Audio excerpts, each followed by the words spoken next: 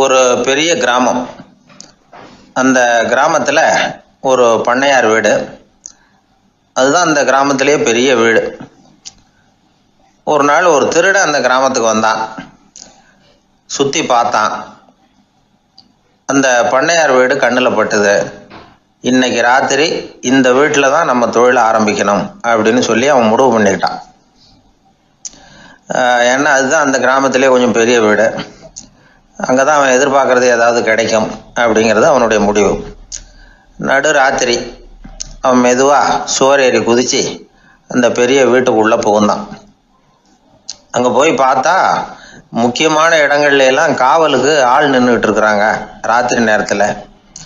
சரி, இந்த வீட்டில் நம்மால் திருட முடியாது அப்படின்னு முடிவு பண்ணிட்டு மெதுவாக வந்த வழியிலேயே திரும்பி வந்தான். அந்த சமயத்தில் காலில் ஏதோ தட்டுப்பட்டுது. என்னது அப்படின்னு சொல்லி குனிஞ்சு பார்த்தா அங்கே ஒரு பெரிய வெங்காய மூட்டை அடுக்கி வச்சிருக்கிறாங்க. சரி, வந்ததுக்கு வெறுங்கையோட திரும்ப வேண்டாமே அப்படின்னு சொல்லி கையில் இருந்த ஒரு பெரிய பை நிறைய அதை அள்ளி போட்டுக்கிட்டான். வெங்காயத்தை போட்டுக்கிட்டு புறப்படுற சமயத்தில் கப்புன்னு கழுத்தில் ஒரு கை வந்து விழுந்தது. ஆள் மாட்டிக்கிட்டான். அதாவது காவலாளிகள் அவனை பிடிச்சி வச்சுக்கிட்டாங்க. மறுநாள் காலையில் அந்த திருடனை பண்ணையார் முன்னாடி கொண்டுட்டு போய் நிறுத்தினாங்க. ஐயா, இந்த ஆள் ராத்திரி நம்ம வீட்டில் திருடுறதுக்காக வந்தான். வெங்காயத்தை அள்ளிட்டு புறப்படுறப்போ மாட்டிக்கிட்டான் அப்படின்னாங்க. அவர் பார்த்தார். என்னப்பா இவங்க சொல்கிறது உண்மைதானான்னு கேட்டார். ஆமான்னு ஒத்துக்கிட்டான் அந்த ஆள். பண்ணையார் அதுக்கப்புறம் கொஞ்சம் யோசனை பண்ணார். அப்புறமா தீர்ப்பு வழங்கினார். இதை பாருப்பா, நீ இங்கே திருட வந்தது குற்றம். அதுக்காக நீ 100 ரூபாய் அபராதம் செலுத்தணும், அல்லது 100 கசையடிகள் வாங்கணும். அதுவும் இல்லைன்னா நீயே திருடுன அவ்வளவு வெங்காயத்தையும் பச்சையா என் கண் முன்னாடியே சாப்பிட்டுடணும். இதுல எந்த தண்டனையை ஏத்துக்கிறது அப்படிங்கிறத பத்தி நீயே யோசனை பண்ணி முடிவு எடுத்துக்கலாம் அப்படின்னு சொல்லிவிட்டார். அதாவது இவனே முடிவு பண்ணிக்க வேண்டியது. 100 ரூபா பணம் கட்டுறியா, இல்லது சாட்டை அடி வாங்குறியா, அல்லது வெங்காயத்தை சாப்பிட்றியா, இதுதான் அவர் கொடுத்தது. நீயே முடிவு பண்ணி சொல்லுன்னு விட்டார். திருடன் கொஞ்ச நேரம் யோசனை பண்ணி பார்த்தான். அவனுக்கு இருக்கிறதுலே ரொம்ப சுலபமாக தெரிஞ்சது இந்த வெங்காயத்தையே சாப்பிட்டுட்றேன்ட்டான். ஐயா, நான் இந்த வெங்காயத்தையே சாப்பிட்டுட்றேன், அதுதான் எனக்கு கொஞ்சம் சுலபமாக தெரியுதுன்னா சரின்னு விட்டார் பண்ணையார். அப்படியே எல்லாத்தையும் கொண்டு கொட்டினாங்க. ஒவ்வொன்றா எடுத்து சாப்பிட ஆரம்பித்தான். கொஞ்ச நேரம் சுவாரஸ்யமாக சாப்பிட்டான். அதுக்கப்புறம் வாய் எரிய ஆரம்பிச்சுட்டுது. கண்ணு ரெண்டும் செவந்து போச்சு. கண்ணில் இருந்து தார தாரையாக கண்ணீர் வழிய ஆரம்பிச்சுட்டுது. ஒரே எரிச்சல். அவனால் தாக்கு பிடிக்க முடியல. வெங்காயம் பாதி கூட தீரல. பார்த்தான், சரி இது நமக்கு சரிப்பட்டு வராது அப்படின்னு முடிவு பண்ணிட்டான். ஐயா, என்னை மன்னிச்சுக்கோங்க, இது என்னால் முடியாது போல இருக்கு, பேசாமல் எனக்கு 100 சாட்டை அடியை கொடுத்துருங்க அப்படின்னா. அவரும் சரின்னார். சாட்டை அடி விழ ஆரம்பிச்சது. அதுவும் ஆரம்பத்தில் ஒரு மாதிரியாக இருந்தது. ஒரு 60 அடிகள் விழுற வரைக்கும் தாங்கினான். அதுக்கு மேலே அவனால் முடியல, தாக்கு பிடிக்க முடியல. ஐயா, என்னை மன்னிச்சுக்கோங்க அப்படின்னு மறுபடியும் பண்ணையார் காலில் விழுந்தான். ஐயா, இதுவும் எனக்கு சரிப்பட்டு வராது போல இருக்கு, பேசாமல் 100 ரூபா அபராதமே கட்டிவிடுறேன் அப்படின்னா. அதே மாதிரி பணத்தை எடுத்து கொடுத்துட்டு அவன் பாட்டுக்கு போனான். இப்படி ஒரு கதை உண்டு. இந்த கதையை உலக புகழ்பெற்ற மனோதத்துவ மேதை எம் ஸ்காட் பெக் ஒரு உதாரணமாக எடுத்து சொல்றார். எதுக்காக அவர் எடுத்து சொல்றாருன்னா, இந்த முடிவெடுக்கும் திறன் அப்படிங்கிறத விளக்கறதுக்காக. வாழ்க்கையில முடிவெடுக்கிற திறன் நம்ம ஒவ்வொருத்தருக்கும் ரொம்ப அவசியம். எந்த சந்தர்ப்பத்தில் எப்படி முடிவெடுக்கிறோம் அப்படிங்கிறத வச்சு தான் நம்ம வாழ்க்கை அமையும். எவ்வளவுதான் பணம் இருந்தாலும் சரி, எவ்வளவுதான் படிச்சிருந்தாலும் சரி, இந்த முடிவெடுக்கிற திறன் சரியா இல்லைன்னா வாழ்க்கையில் பல சறுக்கல்களை சந்திக்க வேண்டியிருக்கும்.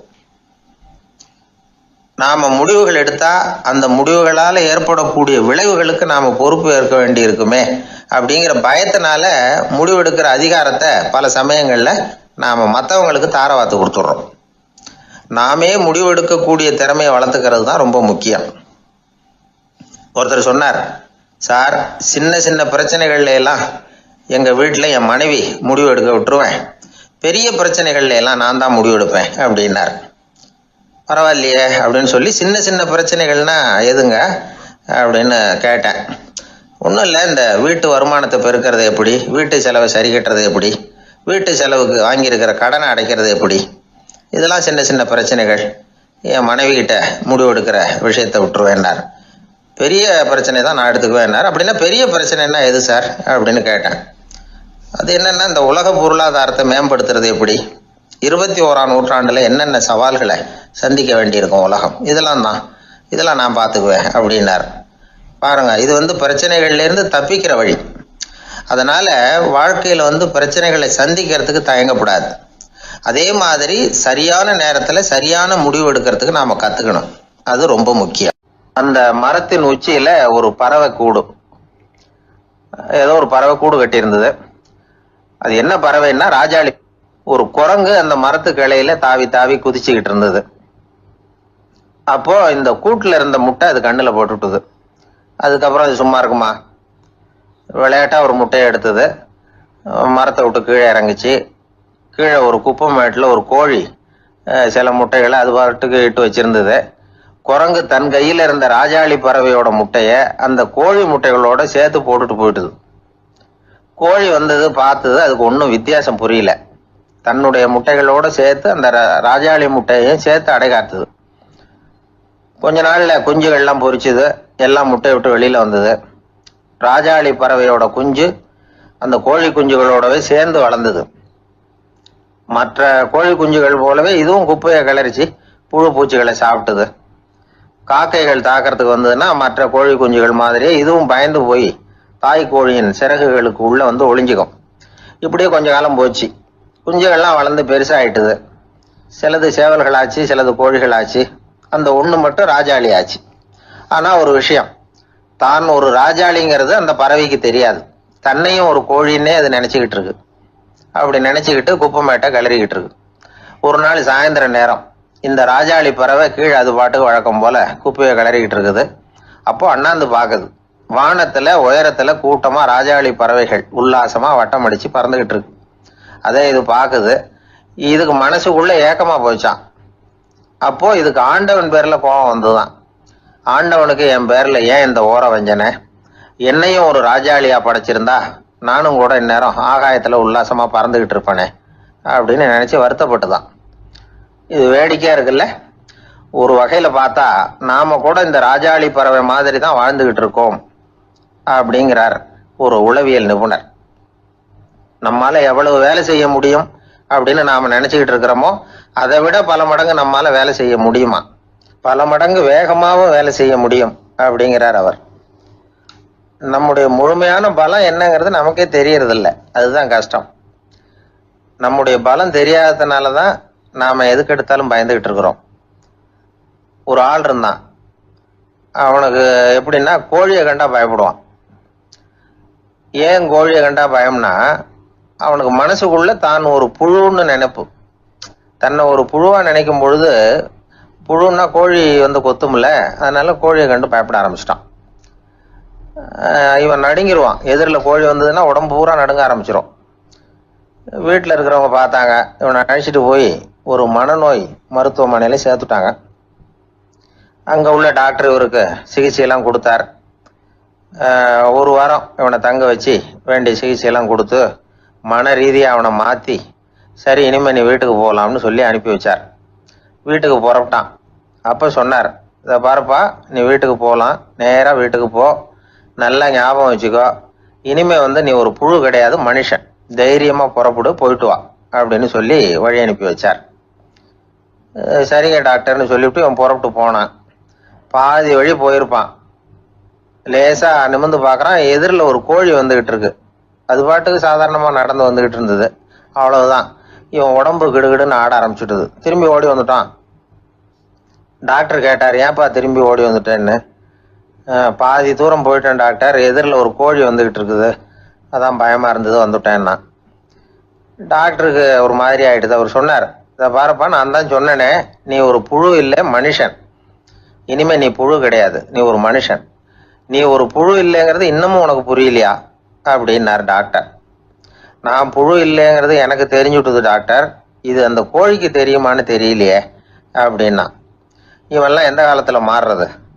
அதனால் வாழ்க்கையில் வெற்றி பெறணும் அப்படின்னு நினைக்கிறவங்க யாராக இருந்தாலும் தன்னுடைய பலம் என்ன அப்படிங்கிறத முதல்ல புரிஞ்சுக்கணும். தன்னுடைய சக்தியை புரிஞ்சுக்கிட்டவன் வெற்றி பெறுவது நிச்சயம். எது ரொம்பவும் கஷ்டமான காரியம் அப்படின்னு கேட்டார் ஒருத்தர். ஒருத்தருக்கு ஒருத்தர் சண்டை போடாமல் இருக்கிறது தான் ரொம்ப கஷ்டமான காரியம் அப்படின்னு தோணுது.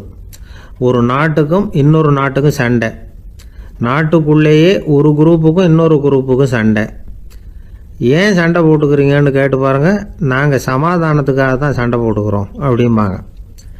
வாழறதுக்காக பிறந்த மனுஷன் லட்சியத்துக்காக உயிரை விட தயார் அப்படின்னு சொல்லிகிட்டு இருப்பான். அப்படி உயிரை விடுறவங்கள நாமளும் பாராட்டுவோம். ஆனால் ஒன்றுமில்லாத விஷயங்களுக்கெல்லாம் சண்டை போடுறவங்களெல்லாம் அப்படிப்பட்டவங்களையும் சரி உயிரை விடுறவங்களையும் சரி என்னென்னு சொல்கிறது? யுத்தங்களாலேயும் சண்டைகளாலேயும் நாம் அடையிறது என்னங்கிறது ஒரு பக்கம் இருக்கட்டும், இழக்கிறது என்ன தெரியுமா? ஏராளமான உயிர்கள். ரத்தம் சிந்துறதுக்கு நான் தயார் அப்படின்னு மார்தட்டி சொல்லலாம். ஆனால் ரத்தம் சிந்தினா உயிர் காத்துக்கிட்டு இருக்க தயார் இல்லை. அதாவது உயிர் நமக்காக காத்துக்கிட்டு இருக்க தயார் இல்லை. இழக்கிற ரத்தத்தை ஈடுகட்டினா தான் உயிரை காப்பாற்ற முடியும். அதனால் இது சம்மந்தமாக ஆராய்ச்சி செய்கிற கட்டாயம் ஏற்பட்டு போச்சு. அதோட விளைவாக புதுசாக ஒன்றை கண்டுபிடிச்சிருக்கிறாங்க. அதுதான் செயற்கை ரத்த பொடி. இப்போ இந்த திடீர் சாம்பார் பொடி, திடீர் ரசப்பொடி, திடீர் காப்பி பொடி இப்படிலாம் சொல்கிறோம்ல, அது மாதிரி இது திடீர் ரத்த பொடி. இஸ்ரேல் ஒரு சின்ன நாடு, மக்கள் தொகை குறைச்சல், அதோட போர்கள் வேறு. அதனால் காயம்பட்டவங்களை காப்பாற்றியே தீர வேண்டிய கட்டாயம். காப்பாற்றணும்னா ரத்த இழப்பை தடுக்கணும். அப்படின்னா உடனடியாக புது ரத்தம் செலுத்தி ஆகணும். திடீர்னு ரத்தம் வேணும்னா எங்கே போகிறது? அதுவும் கிடைக்கிற ரத்தம் சேர்கிற குரூப்பாக இருக்கணும். ஒரு வேடிக்கை பார்த்தீங்களா, நான் வேறு குரூப்பு நீ வேறு குரூப்புன்னு இவன் சண்டை போடுறான். இதில் அடிபட்டவனுக்கு ரத்தம் கொடுக்க போனால் அதுலேயும் அது வேறு வேறு குரூப்பாக இருக்குது. அது ரத்தமும் வேறு வேறு குரூப்புன்னு சொல்லிகிட்டு இருக்குது. எந்த குரூப்பு ரத்தம் வேணும்? அது உடனடியாக கிடைக்கலன்னா என்ன பண்ணுறது? இப்படிப்பட்ட கஷ்டம்லாம் நமக்கு வந்துடுது. இதுக்காக தான் விஞ்ஞானிகள் இந்த ரத்த பொடியை கண்டுபிடிச்சிருக்கிறாங்க.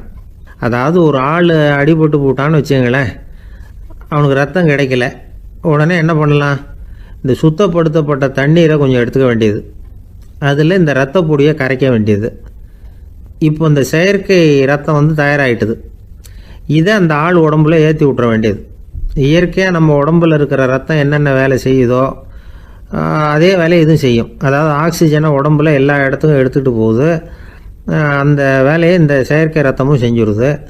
ஆனால் ஒரு விஷயம், இந்த செயற்கை ரத்தம் ஒரு அவசரத்துக்கு தான் உபயோகப்படுத்தலாம், ஒரு முதல் உதவி மாதிரி. அதை அப்படியே நிரந்தரமாக விட்டுற முடியாது. பின்னாடி தேவையான குரூப்பு உண்மையான ரத்தம் கிடைச்ச உடனே அதை செலுத்திக்கணும். உண்மையான ரத்தத்தை 20லேருந்து 40 நாள் வரைக்கும் தான் பாதுகாக்க முடியும். அதுவும் குளிர்பதன பெட்டியில். அதுக்குள்ளே உபயோகப்படுத்தலைன்னா அது வீணாக போயிடும்.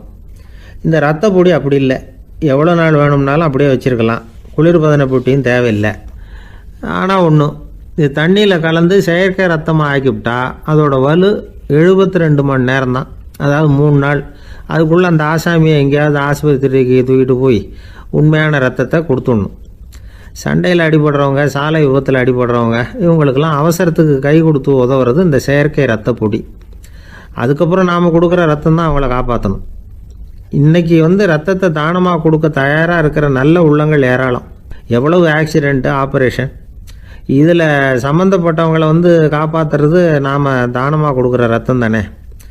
ஒரு ஆக்சிடெண்ட்டு, ஒரு ஸ்கூட்டர் ஒரு ஆள் மேலே மோதி விட்டுது, பார்த்து வரக்கூடாதா அப்படின்னா அந்த ஆள், நீ தான் பார்த்து நடக்கணும், ஏன்னா 20 வருஷமாக நான் அந்த ஸ்கூட்டரை ஓட்டிகிட்டு இருக்கிறேன் அப்படின்னு நான் இவன். இதுக்கு அவன் சொன்னானா, நீ தான் பார்த்து ஓட்டணும், ஏன்னா 40 வருஷமாக நான் இப்படி நடந்துக்கிட்டு இருக்கிறேன் அப்படின்னு நானா. திபேத் நாட்டில் புத்த மடாலயங்கள் நிறைய உண்டு. அதுக்கு ஒரு தலைமையகமும் உண்டு. அது இந்த திபேத் தலைநகரம் லாசாவில் இருக்குது. ரொம்ப காலத்துக்கு அப்பால் அதை பற்றியெல்லாம் நிறைய விவரங்கள் எழுதி வச்சிருக்கிறாங்க. அது இப்போவும் நமக்கு கிடைக்குது. அதாவது ரொம்ப தூரத்துக்கு அந்தாண்ட மலைகளுக்கு நடுவில் ஒரு கிளை மடாலயம். அந்த மடத்தின் தலைவருக்கு வயசாயிட்டு தான்.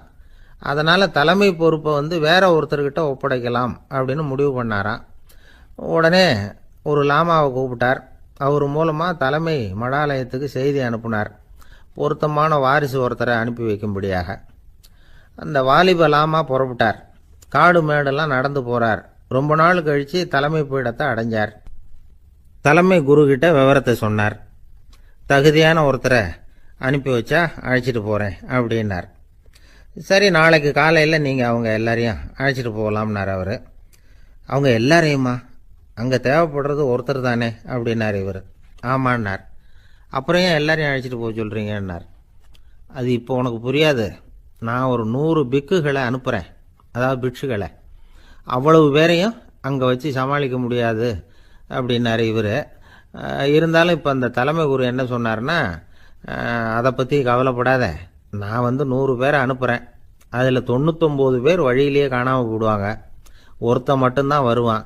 அவனும் அங்கே வந்து சேர்ந்துட்டானா நீ ரொம்ப கொடுத்து வச்சவன் அப்படின்னார். இவருக்கு ஒன்றும் புரியல. இருந்தாலும் மறுநாள் அந்த வாலிப லாமா 100 பேரை அழைச்சிக்கிட்டு புறப்பட்டார். போகிற வழியிலேயே பல பேர் அங்கங்கே பிச்சுக்கிட்டு போயிட்டாங்க. அவர் சொன்னது மாதிரியே. வழியில் அவங்க ஊர்கள் இருந்தது தான் காரணம். அப்பா அம்மாவை பார்த்துட்டு வரேன் அப்படின்னு கொஞ்சம் பேர் போனாங்க. சொந்த பந்தத்தை பார்த்துட்டு வரேன் அப்படின்னு கொஞ்சம் பேர். ஒரு வாரம் ஆச்சு. இப்போ மிஞ்சினது 10 பேர் தான். வழியில் ஒரு நகரம். அங்கே சில பிட்சுக்கள் வந்து சந்தித்தாங்க. எங்கள் மடத்து தலைவர் இறந்துட்டார், உங்களில் யாராவது ஒருத்தர் எங்களுக்கு தலைவராக முடியுமா அப்படின்னு கேட்டாங்க. 10 பேரும் தயார். அதில் ஒருத்தரை அழைச்சிட்டு அவங்க போயிட்டாங்க. இன்னொரு ஊரில் சில பேர் வந்தாங்க, வழி மறிச்சாங்க. நில்லுங்க, எங்கள் மன்னர் மகளுக்கு திருமணம், அதை நடத்தி வைக்க 3 லாமாக்கள் தேவை அப்படின்னாங்க. இப்படி கொஞ்சம் கொஞ்சமாக எல்லாரும் காலி. கடைசியில் 2 பேரும் மிஞ்சினாங்க. அங்கே ஒரு இளம்பெண் எதிரில் வந்தா. எங்கள் அப்பா வேட்டைக்கு போயிருக்கிறாரு, இன்னும் திரும்பி வரல. வீட்டில் வேறு யாரும் இல்லை, தனியாக இருக்க பயமாக இருக்குது, யாராவது ஒருத்தர் எனக்கு துணையாக இருக்கணும் அப்படின்னு கேட்டுக்கிட்டா. எங்கள் 2 பேரில் நீயே ஒருத்தரை தேர்ந்தெடுத்துக்கோ, இல்லைன்னா எங்களுக்குள்ளே சண்டை வந்துடும் அப்படின்னாங்க. இப்போ மிஞ்சினவர் ஒருத்தர். அவருக்கும் ஒரு சோதனை வந்தது. ஒரு தர்க்கவாதி எதிரில் வந்தான். உன்னோட வாதம் பண்ணணும்னா. இவனோட வாதம் பண்ணுறேன், அது முடிய ரொம்ப காலம் ஆகலாம். தர்க்கத்தில் நான் ஜெயிச்சா அங்கே வரேன், இல்லைன்னா இவருடைய சீடனை ஆயிடுவேன் அப்படின்னார் அவர். கடைசியாக அழைக்க வந்த வாலிப லாமா மட்டும் வெறுங்கையோடு திரும்பி போனார். அங்கே இருந்த வயசான மடாதிபதி கேட்டார், எத்தனை பேர் அங்கேருந்து புறப்பட்டீங்கன்னார். என்னையும் சேர்த்து 101ன்னார் அவர். நல்லது, நீயாவது திரும்பி வந்திய, அதுதான் எனக்கு போதும். ஏன்னா நீ தான் எனக்கு உண்மையான வாரிசு. அந்த 100 பேரில் யாரும் வரமாட்டாங்க அப்படின்னார் அவர். ஏன்னா அவருக்கு தெரியும் இவர் ஒருத்தர் தான் திரும்பி வருவாருங்கிறது. திபேத்தில் ஒரு பழங்கால பழமொழி உண்டாம், 100 பேர் செல்லலாம், எப்பொழுதாவது ஒருவன் அபூர்வமாக அடைய வேண்டிய இடத்தை அடைவான். இதுதான் அந்த பழமொழி. ஒரு உன்னதமான இலக்கை அடையணும்னா அது அவ்வளவு சுலபமான காரியம் இல்லை.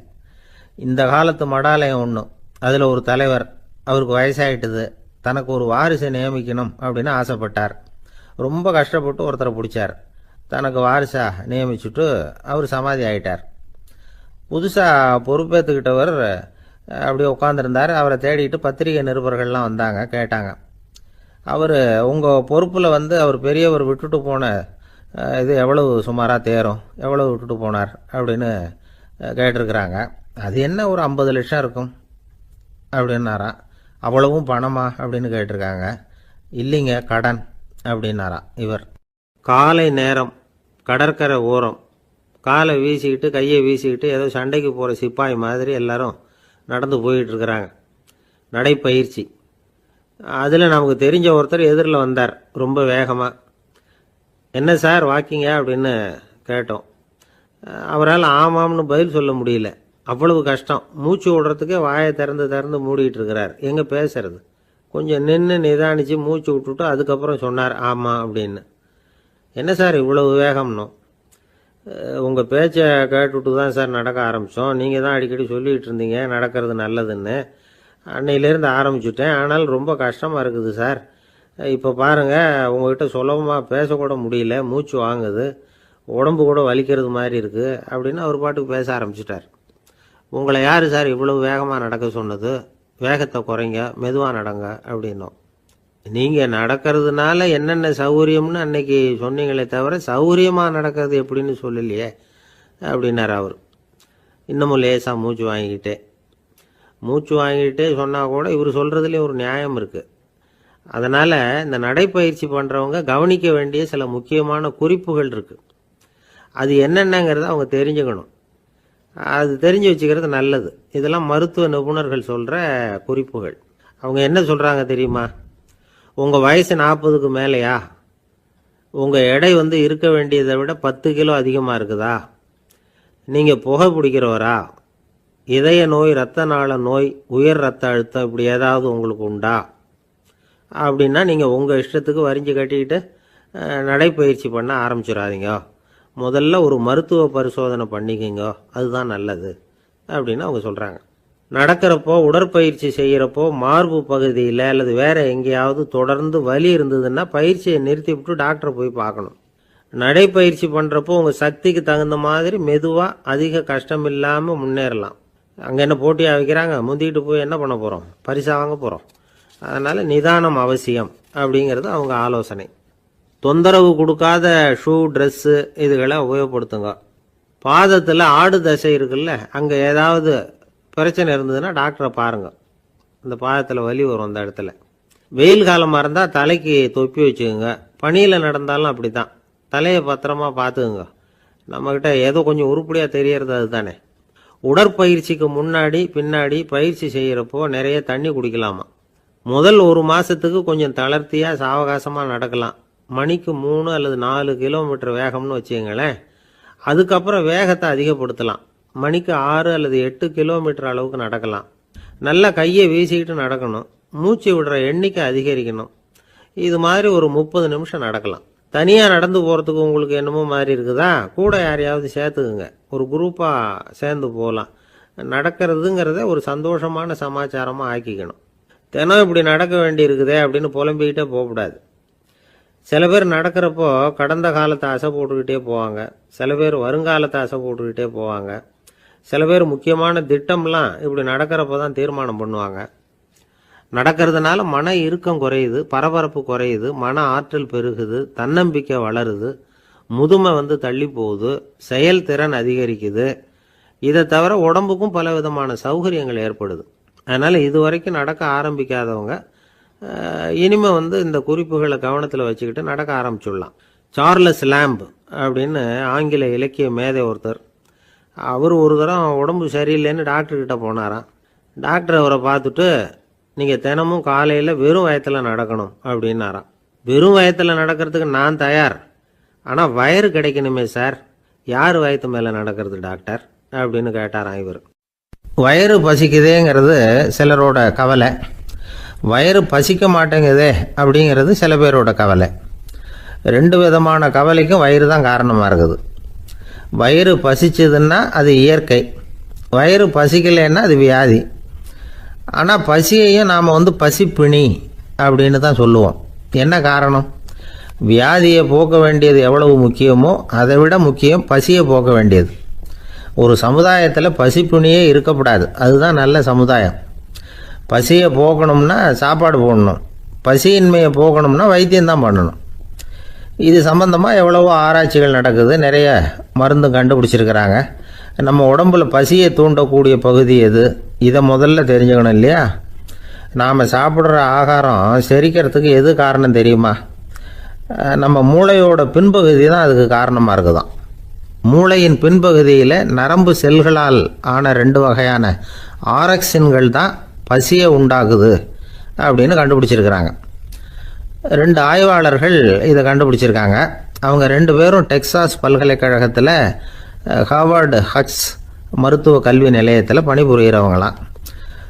உண்பது தேவைங்கிறது உணரப்படும் போது மூளையின் அந்த குறிப்பிட்ட பகுதி ஆரக்சின் அப்படிங்கிற ஹார்மோன்களை சுரக்கும். அது பசி உணர்வை தூண்டும் அப்படிங்கிறது தான் அந்த ஆய்வாளர்களின் கண்டுபிடிப்பு. இந்த ஆரக்சின் வேறு சில உயிரினங்கள்லேயும் உண்டு. இப்போ எலிகளில் கூட இது இருக்குது. அதனால் எலிகளை வச்சு இது சம்பந்தமாக ஆராய்ச்சி பண்ணாங்க. எலிகள் உடம்புல ஆரக்சினை செலுத்தி பார்த்தாங்க. உடனே என்னாச்சு தெரியுமா? அந்த எலியெல்லாம் பசியால் துடிக்க ஆரம்பிச்சுட்டுது. எதையாவது தின்னு பசியை தீர்த்தா போதுங்கிற அளவுக்கு அந்த எலிகள்லாம் அல்லாட ஆரம்பிச்சுட்டுது. இயல்பாக சாதாரணமாக அந்த எலிகள் எவ்வளவு சாப்பிடுமோ அது மாதிரி 8 முதல் 10 மடங்கு அதிகமான ஆகாரத்தை 1 மணி நேரத்துக்குள்ளே சாப்பிட்டு தீர்த்துட்டு தான். சில எலிகளின் மூளையில் இந்த ஆரக்சின் அளவை கட்டுப்படுத்தி பார்த்துருக்குறாங்க. உடனே என்னாச்சு தெரியுமா, அதெல்லாம் சாப்பாட்டை கண்டா முகத்தை திருப்பிட்டு போக ஆரம்பிச்சுட்டு தான். அந்த எலிகளுக்கு பசி எடுக்கலையாம். இந்த ஆராய்ச்சியின் அடிப்படையில் பசியை எடுக்காமல் இருக்கிற மனிதர்களுக்கும் பசியை தூண்ட முடியும் அப்படின்னு சொல்லி ஆராய்ச்சியாளர்கள் தெரிவிச்சிருக்கிறாங்க. ஆக ஆரக்சின் தான் பசிக்கு காரணம்ங்கிறது தெரிஞ்சு போச்சு. சரி, இந்த ஆரக்சின் அப்படின்னா என்ன? அது ஒரு கிரேக்க சொல். அதுக்கு பசின்னு அர்த்தம். நம்ம ஆளுங்களுக்கெல்லாம் பசியை தூண்டுறதுக்கு மருந்து தேவையில்லை, பசியை குறைக்கிறதுக்கு தான் மருந்து தேவை. ஒரு அம்மா டாக்டரை தேடி வந்தாங்களாம். டாக்டர், எங்கள் வீட்டுக்காரருக்கு திடீர்னு அகோர பசி, நிறைய சமைச்சு போடுறேன், அவ்வளவையும் சாப்பிட்டுட்டு கீழே கிடக்கிற குப்பை கூலங்களையும் எடுத்து சாப்பிட ஆரம்பிச்சுட்றார், இது என்னன்னு கவனித்து பாருங்க அப்படின்னாங்களாம். எவ்வளோ நாளாக அப்படி இருக்குதுன்னு கேட்டிருக்காரு டாக்டர். ஒரு வாரமாக அப்படி இருக்குதுன்னாங்களாம். இவ்வளவு நாளாக ஏன் சும்மா இருந்தீங்க, ஆரம்பத்திலே இங்கே அழைச்சிட்டு வர வேண்டியது தானே அப்படின்னாரான் டாக்டர். அது ஒன்றும் இல்லை டாக்டர், வீடு பூரா சுத்தமாகட்டுமேன்னு பார்த்துக்கிட்டு இருந்தேன் அப்படின்னாங்களாம் அந்த அம்மா. ஒருத்தர் ஓடி வந்தார், இன்னொருத்தரை பார்த்து, சார் உங்கள் சைக்கிளை ஒரு நாள் இரவல் கொடுங்களேன், பக்கத்து ஊருக்கு போயிட்டு வர வேண்டியிருக்கு அப்படின்னார். இவர் சைக்கிளை கொடுத்து பத்திரமா கொண்டுட்டு போங்கன்னார்.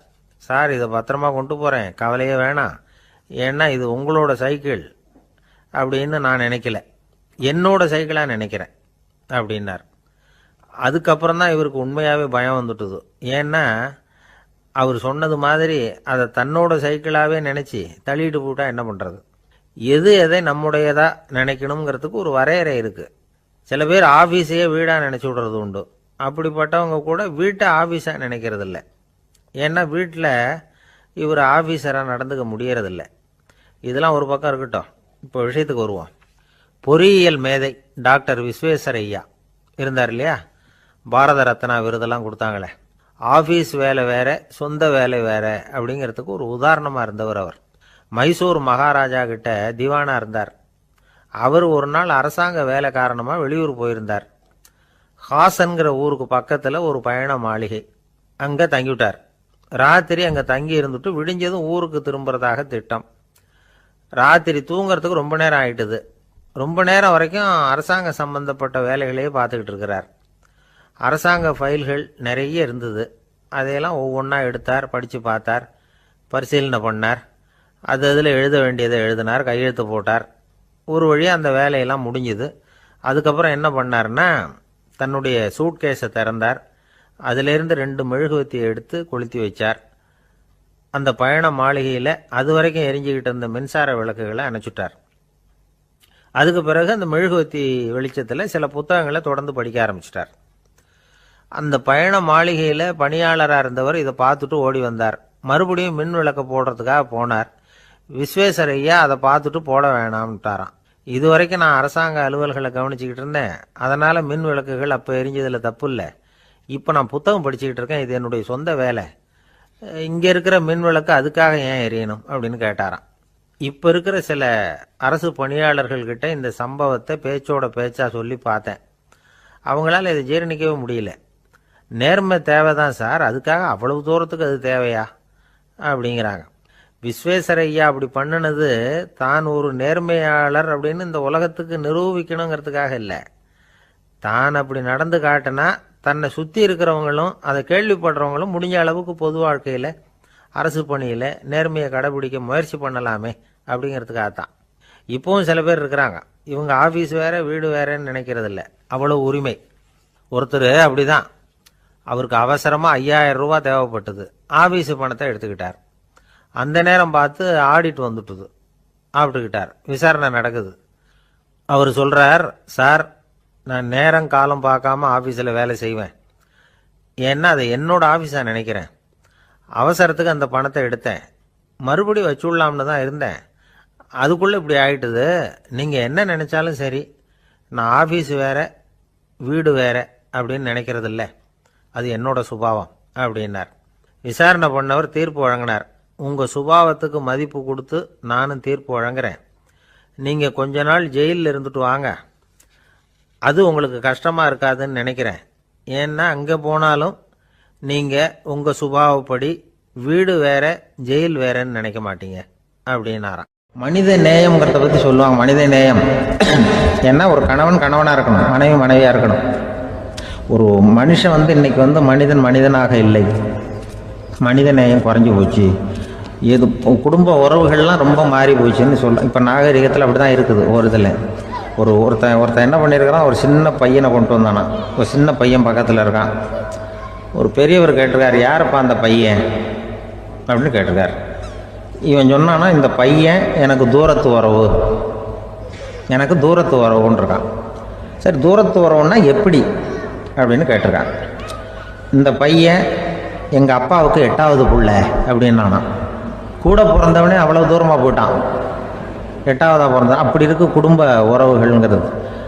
மனுஷனுக்கு வேல்யூ விஞ்ஞானம் எப்படி போட்டிருக்குன்னா, ஒரு மனித உடம்பில் இருக்கிற கால்சியத்தை மட்டும் தனியாக எடுத்தால் ஒரு சின்ன ரூமுக்கு வெள்ளை அடிக்கலாமா. ஒரு மனுஷ உடம்புல இருக்கிற பாஸ்பரஸை மட்டும் தனியாக எடுத்தால் ஒரு 40 நெருப்பு குச்சி தயார் பண்ணலாம்.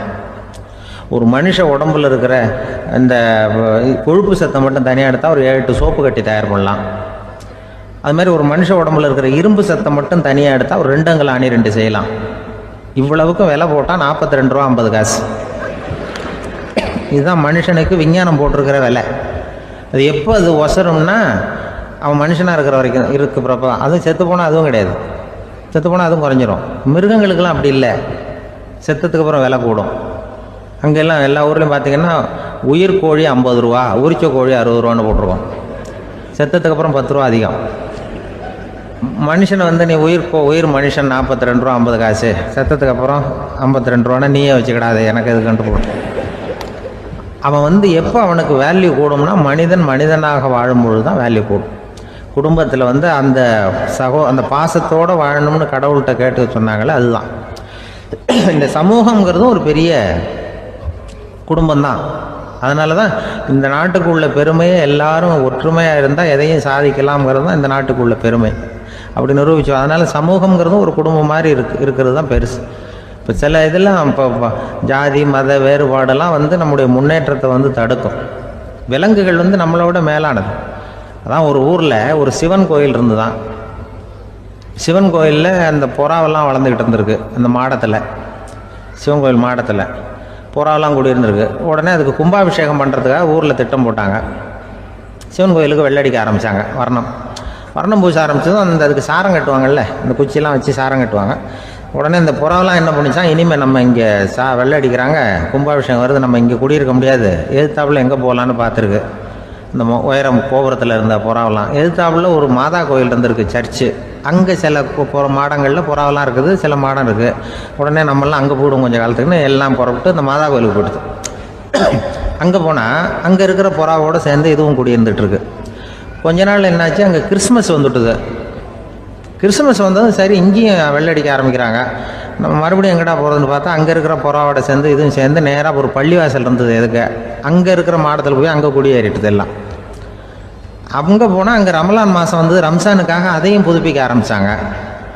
இது என்ன பண்ணுறதுன்னு சொல்லி இந்த 3 செட்டு புறாவும் சேர்ந்து என்ன பண்ணுச்சு, எங்கே போகலான்னு பார்த்தா மறுபடியும் அதுக்குள்ளே இந்த சிவன் கோயிலில் கும்பாபிஷேகம் முடிஞ்சிருக்கு. அங்கே போடுவோம் எல்லாருன்னு சொல்லி எல்லா புறாவும் அந்த சிவன் கோயிலுக்கு வந்துட்டுது. அங்கே போய் மாடத்தில் குடியிருந்துட்டுது.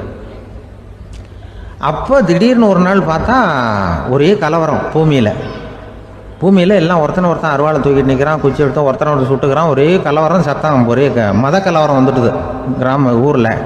அப்போது புறாவெல்லாம் மாடத்தில் இருந்துக்கிட்டு ஒரு குஞ்சு புறா அவங்க அம்மாட்ட கேட்டு தான், இது என்ன, இந்த மனுஷனுக்கு என்னாச்சு, அவன் கத்தியை தூக்கிட்டு நிற்கிறானே அப்படின்னு கேட்டு தான். ஒரு குஞ்சு புறா அவங்க அம்மாட்ட கேட்டு தான். அம்மா புறா. இப்போ அம்மா அந்த புறா சொல்லித்தான், மனுஷனுக்கு இப்போ மதம் பிடிச்சிருக்கு, அதான் கத்தியை தூக்கிட்டு நிற்கிறான் அப்படின்ருக்கு. இப்போ நமக்கெல்லாம் பிடிக்கலையே அப்படின்னு தான்.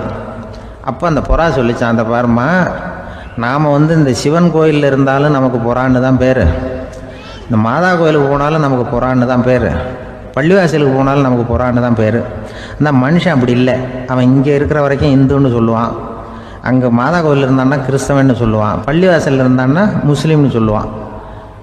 அப்போ குஞ்சு புறா, அது என்ன இப்படி பண்ணுறாங்க மனுஷங்க, இப்போ அவங்கள விட நம்ம வசதி போல் இருக்க, நம்ம தேவலாம் போல் இருக்க அப்படின்னு தான் அந்த குஞ்சு புறா. அப்போ அந்த தாய் புறா சொல்லிச்சான், உண்மைதான், அதனால தான் நம்ம மேலான இடத்துல இருக்கிறோம், அவன் கீழே நிற்கிறான் என்னமும் அப்படின்னு சொல்லிச்சான். அளவுக்கு மிஞ்சினால் அமிர்தமும் நஞ்சு அப்படின்னு சொல்லுவாங்க. அது உண்மைதான். ஒருத்தருக்கு அளவுக்கு மீறிய புகழ் வந்துட்டுதுன்னு வச்சுங்க, அது கூட ஆபத்தா போயிடுறது உண்டு. பழங்காலத்துல எல்லாம் கிரேக்க தேசத்துல ஒரு பழக்கம் உண்டாம். அதாவது யாராவது ஒருத்தரை நாடு கடத்தணும்னா அதுக்கு ஒரு வழி உண்டு. அதாவது ஒருத்தர் நாடு கடத்தணும்னு மக்கள் விரும்புகிறாங்கன்னு வச்சுங்களேன், அவர் பேரை ஒரு மண்பாண்ட ஓட்டுச்சில்லில் எழுதி அதை ஒரு குறிப்பிட்ட பொது இடத்துல போட்டுற வேண்டியது, அவ்வளவுதான். இது மாதிரி பல பேர் போட்டுக்கிட்டே இருப்பாங்க, எல்லாம் அப்படியே குவிஞ்சு போயிடும். அந்த ஓட்டாஞ்சில்லு குவியலில் யாருடைய பேர் அதிகமாக இருக்குதோ அந்த நபரை ஒரு 10 ஆண்டுகள் நாடு கடத்தி விடுவாங்க. இது அந்த ஊர் வழக்கமாக. ஒரு நாள் அந்த குவியலுக்கு பக்கத்தில் ஒரு ஆள் நின்றுகிட்டு இருக்கிறான். அவன் கையில் ஒரு ஓட்டாஞ்சில்லு வச்சிருக்கிறான். அதில் யாரோட பேரையோ எழுதணும், எழுதி அந்த இடத்துல போடணுங்கிறது அவன் ஆசை. ஆனால் அவன் படிக்காதவன், அதனால் எழுத தெரியல. யாராவது அந்த வழியாக வர்றாங்களான்னு பார்த்துக்கிட்டே நின்றுக்கிட்டு இருந்தான். ஒரு பெரியவர் வந்துக்கிட்டு இருந்தார். அவர்கிட்ட ஓடினான். கையில் இருந்த மண்பாண்ட சில்லை கொடுத்தான். ஐயா, இதில் ஒரு பேர் எழுதி கொடுங்களேன்னா அந்த பெரியவர் அதை வாங்கி கையில் வச்சுக்கிட்டு, என்ன பேர் எழுதணும் சொல்லு அப்படின்னா. இவன் சொன்னான், அரிஸ்டைடிஸ் அப்படின்னு எழுதுங்க அப்படின்னா. இதை கேட்டதும் அந்த பெரியவருக்கு அதிர்ச்சி. ஏன்னா அவர் தான் அரிஸ்டைடிஸ், தத்துவ மேதை அரிஸ்டைடிஸ் அவர். இருந்தாலும் நான் தான் அதுங்கிறத காட்டிக்காம அந்த ஆளுகிட்ட கேட்டார். அது சரிப்பா, அரிஸ்டைடிஸ்ங்கிற பேரை எழுத சொல்ற, அவர் உனக்கு என்ன கெடுதல் பண்ணார், அவர் பேரை இதில் எழுத சொல்றிய அப்படின்னு கேட்டிருக்கார். அதுக்கு இவன் சொன்னானா, அவர் எனக்கு எந்த கெடுதலும் பண்ணல, அவரை நான் பார்த்தது கூட இல்லை அப்படின்னு இருக்கான். அப்புறம் எதுக்காக அவரை நாடு கடத்தணும்னு நீ ஆசைப்படுற அப்படின்னு கேட்டிருக்கார். இப்போ அந்த ஆள் சொல்கிறான், அரிஸ்டைடஸை பற்றி எல்லாரும் பேசுகிறாங்க, அவர் ரொம்ப நல்லவர், அவர் ஒரு பெரிய அறிவாளிங்கிறாங்க, அவர் ஒரு பெரிய வள்ளல், பேரறிஞர், இப்படி எல்லாரும் சொல்கிறத கேட்டு கேட்டு எனக்கு ரொம்ப அழுத்து போயிட்டுது, அதனால தான் வெறுப்பாயிட்டேன் அப்படின்னு நானும். இதிலேருந்து என்ன தெரியுது, நாம் நல்லவனாக இருக்கிறதுல ஒன்றும் இடைஞ்சல் இல்லை.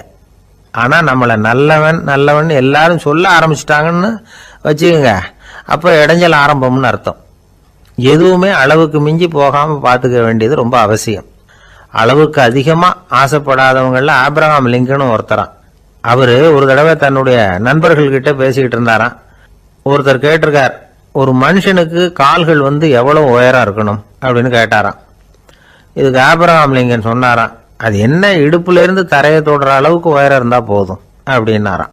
எனக்கு ஒரு உதவி செய்யணும் அப்படின்னு நம்மளை பார்த்து ஒருத்தர் கேட்குறாருன்னு வச்சுங்களேன், உடனே நாம் அவரை பார்த்து என்ன உதவின்னு கேட்போம். இதுதான் சராசரி மனிதர்களின் இயல்பு.